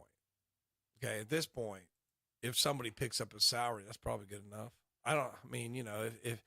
If something happens to where you've got multiple people go down and his value goes up, you might get a little something back. You're not going to get some high profile. That means you lost another draft pick because you wasted it on him too. Yeah, I mean, you wasted that. I don't say it's a wasted draft pick because he did take you to a playoff game and won it. Over Pittsburgh in Pittsburgh. That's huge for the franchise. So I mean, people can't forget that he did that for he's the first quarterback in Cleveland to win a playoff game in almost 30 years. It's just, Zach, it's one of those things where if you think about it, there's things to love Baker Mayfield for, and there's things to not love him for. I just don't understand why you're going to go out and get a guy who maybe not play if you want. I mean, you could have got another guy. You could have got a Matt Ryan. You could have got a Jimmy Garoppolo or somebody if you wanted an adult in the room. Okay, we want an adult in the room. Matt Ryan would have been a bad for that team. They're not. I wouldn't. They're not the talent that Watson is. But it doesn't matter if you're not going to see the field. It doesn't matter how talented you are. But I don't know if Matt Ryan dropped out until Deshaun moved either. I don't know how that. Yeah, I mean, it's one of those things where I'm just kind of speculating. Mm-hmm. I know you could have got Garoppolo. If you wanted Garoppolo, and because that makes the injury concerns and all that. But I think it makes you look at in the Colts and see. Yeah, they showed some on the field OTAs, whatever you want to call them, and he has really been pushing those guys to perform better. So he's an adult in a room. Yeah, he's going to be in a good situation up there. That was not a bad team last year. They just didn't have the quarterback. Yeah, I mean, if your quarterback, if you want the adult in the room, if you want somebody who's not going to be the distraction, yeah, I think Matt Ryan's going to be excellent for that, and he can still play too. Is he Tom Brady? No, but he can play. Yep. He can play. So I would have been much more happy, with that. And okay, let's go in the draft and get a guy, down the road if we can, then make your big trade, then give up all your picks to go get your guy, like San Francisco did for Trey Lance. Okay, he's our guy, so we're gonna make the big deal to get our guy. But I'm just telling you, what they did is just head scratching, is putting it mildly, Zach. It's like, what did we do? What did we do? And are we ever going to be able to be tough? Get out of this. So. It's going to be tough. Yeah. So are we going to do, JP, were we going to do the commercial break at the end of the show? Is that what you were trying to tell me? Or are we going to do one and then we come back and do NASCAR? We can do one, do NASCAR. Let's do that. Let's go to a commercial break, come back and give Shelby Heating their sponsorship, and then we'll come in with NASCAR at the end. Keep cool this summer with one phone call to Shelby Heating and Air, your family-owned and operated heating and air company. And right now, ask for the exclusive Shelby Heating and Air Summer Special with discounts of up to $750 on quality heating and cooling systems. Again, up to $750 in discounts now. Cool cash savings is yours from Shelby Heating and Air, 1990 Eves Road in Shelby. Online at shelbyheating.com. See the page at whatsupshopper.com and like them on Facebook too. Here are a few words that describe Creason Roofing of Cherryville. Professional, fast, affordable, and local. So why call anyone else? Creason Roofing is in its third generation with Stephen and Stephanie. They are local, and to prove they mean business, they will beat any reputable competitor's bid by $500, or they will pay you $100. Call for details at 704-400-8805, and you get a lifetime labor warranty. Cherryville's only roofing company is Creason Roofing. Again, call 704-400-8805, online at creasonroofing.com. Like them on Facebook too. It's time to splash down at Today's Pro in Shelby. Today's Pro now has pool supplies. Keep cool with Today's Pro. They're featuring Aqua Bright chemicals, the ones the pool professionals use. Coming now for free Spin Lab water testing. And if you mention this radio ad, you get $10 off your pool supplies. And don't forget about their propane fill-up for those backyard cookouts. Again, it's time to jump in. Get your pool chemicals and pool supplies today at Today's Pro, 1325 East Dixon Boulevard in Shelby. Call 704-600-8393 or visit the website at todayspro.com. For over 60 years, Boyd Tire and Appliance has been serving the Clover and surrounding area with the finest quality of home appliances, televisions, lawn equipment and parts, tires, and more. They feature in-house financing with 90 days same as cash, and they service what they sell. Drop by their showroom at 110 North Main Street in Clover, open 8 a.m. to 5:30 p.m. Monday through Friday, 8 a.m. to 1 p.m. on Saturday. Call 803-222-3231 for Boyd Tire and Appliance and Boyd Lawn and Garden. Online at BoydTireandAppliance.com. Where does Tiny Tim live? Come tiptoe through the tulips with me. In a tiny home, of course. And this area's top tiny home dealer is Blessed Buildings and Tiny Homes in Cherryville. Don't tiptoe. Run on in for a great deal on a new tiny home. They've got the floor plan you've been looking for. Blessed Buildings and Tiny Homes, 2268 Lincoln Highway 150 East in Cherryville. Online at blessedbuildings-tinyhomes.com. See their page at whatsupshopper.com and like them on Facebook too. It's back. You've been asking for them, and now they're back. At Mitchum's Kitchen in Bell, back by popular demand, it's Calabash Chicken. That's right, Calabash Chicken. Come get your big plate today with your favorite size, and you can get them grilled or fried. And don't forget Mitchum's Kitchen for your party or event caterings. For breakfast, lunch, or dinner, Mitchum's Kitchen, Highway 27 West at 182 intersection Vale. See their page at whatsupshopper.com and like them on Facebook too. And we're back on Saturday Morning Sports Talk for the last leg of the race. And when I say race, I mean literally, because apparently they're talking about NASCAR. That's right. But before we do that, I want to thank Shelby Heating and Air one more time. Give them a call, 704-487-7877. Check them out online, shelbyheating.com, for one of their specials. They have some coupons on the website, so check them out. shelbyheating.com. Once again, 704-487-7877. Well, last week we had another first-time winner for the year, and Daniel Suarez. Daniel Suarez won at Sonoma in California. This week they're going to be racing in Knoxville, Tennessee. So Chase Elliott at this point in time is the leader in the clubhouse. He is the top dog in the NASCAR standings. Ross Chastain, Tom, I think you said he finished 7th or 8th. It was 7th at Sonoma. Ross Chastain is second. Kyle Busch. I don't believe Kyle's he has one win this year. Kyle does have one win this year. He is third in the standings. For our missing in action, if anybody sees our estranged employee, his favorite, Joey Logano, is 5th in the standings. I don't think that was his favorite. He always called him Slow. Yeah, right. Yeah, He doesn't do his tweets anymore. I guess he's just been so busy with being consumed with baseball and doing the stuff for the kids on the baseball team. He hasn't done our strange employee reading his tweets. So the schedule for this week, I pulled it up and it just happened to go down on me, Tom. I was going to pull up the schedule for where they're going to be. They're going to be at Knoxville. Let me try to get this back up. Yeah. Full schedule. There's a truck race. Yep. And then there's they've got a truck race Saturday, which is today at 7 p.m. The Camping World Truck Series. And that's actually qualifying at 7 o'clock. Qualifying heats in at 9 o'clock. So they're going to be racing late in Knoxville at the Clean Harbors 150. Is going to be their. They do a lot of those truck races at night, though, don't they? They do. Yeah, they do a lot of those at night. It's probably good. It's probably good, inexpensive time to take your family and enjoy an adult beverage and watch a race. So tomorrow they'll be racing. I think I will go with. I want to look at the standings just for a second because it seems like everybody. There's a new winner every week. So I'm going to go out on a limb. Seeing Ryan Blaney is in fourth in the standings and has not got a win this year. I'm going with Ryan Blaney to win at Knoxville this week. Well, I'm going with Chase Elliott. Chase Elliott. Since he's on top. He has got one win this year, 3 top 5s, 10 top 10s. Martin Truex at number 6 in the standings is one of 2 people in the top 10 that has not got a win. Or actually one of 3. The other one would be Christopher Bell that doesn't have a win this year in the series.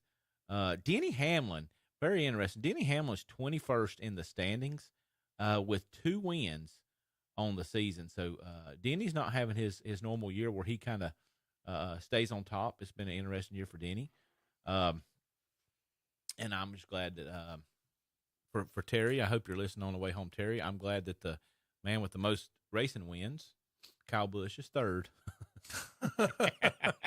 Yeah, he does. He counts when he came go-kart racing. Came to Shelby and went to the old Challenger 3 and won a go-kart race. I guess Terry counts that one too. So. He does. So maybe Kyle Busch will get like the 230th win in his career this week. Didn't run very well. I saw they finished the race last week, but he was on down, so I guess just didn't run real well. Didn't see the race. And like I do think it's good that you're getting so many different winners in NASCAR. That does make it interesting. That's why I was saying I would like to see baseball come and get on that wagon a little bit, make it fun for some of the smaller teams. Same thing with the racing, like it make a little bit funner for some of the teams that doesn't have the money at the top. Some of your big hitters in racing is just like baseball. So it's been an interesting year. Got the new car out, the new Gen car, and it seems to be doing so.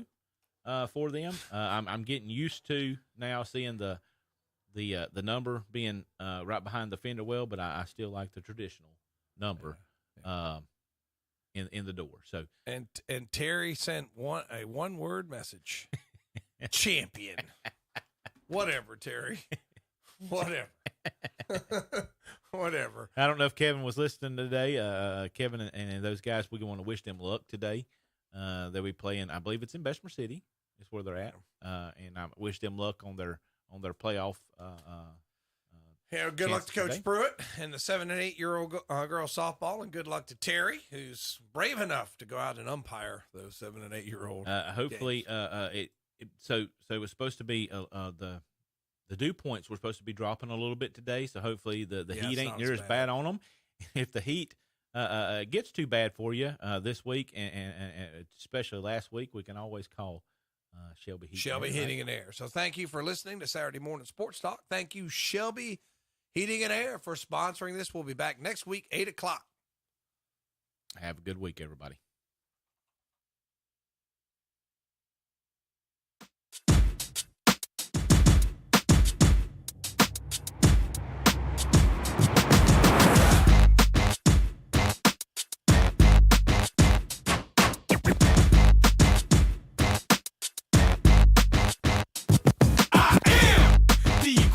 Man, I only do things people can, 'cause I am the seed of a chosen breed. You don't see too many like me, 'cause I am one of the reasons you do what you do when you wanna be me instead of you, 'cause I am still on beat, showing love to the streets. Come on, you know me, 'cause that's who I am.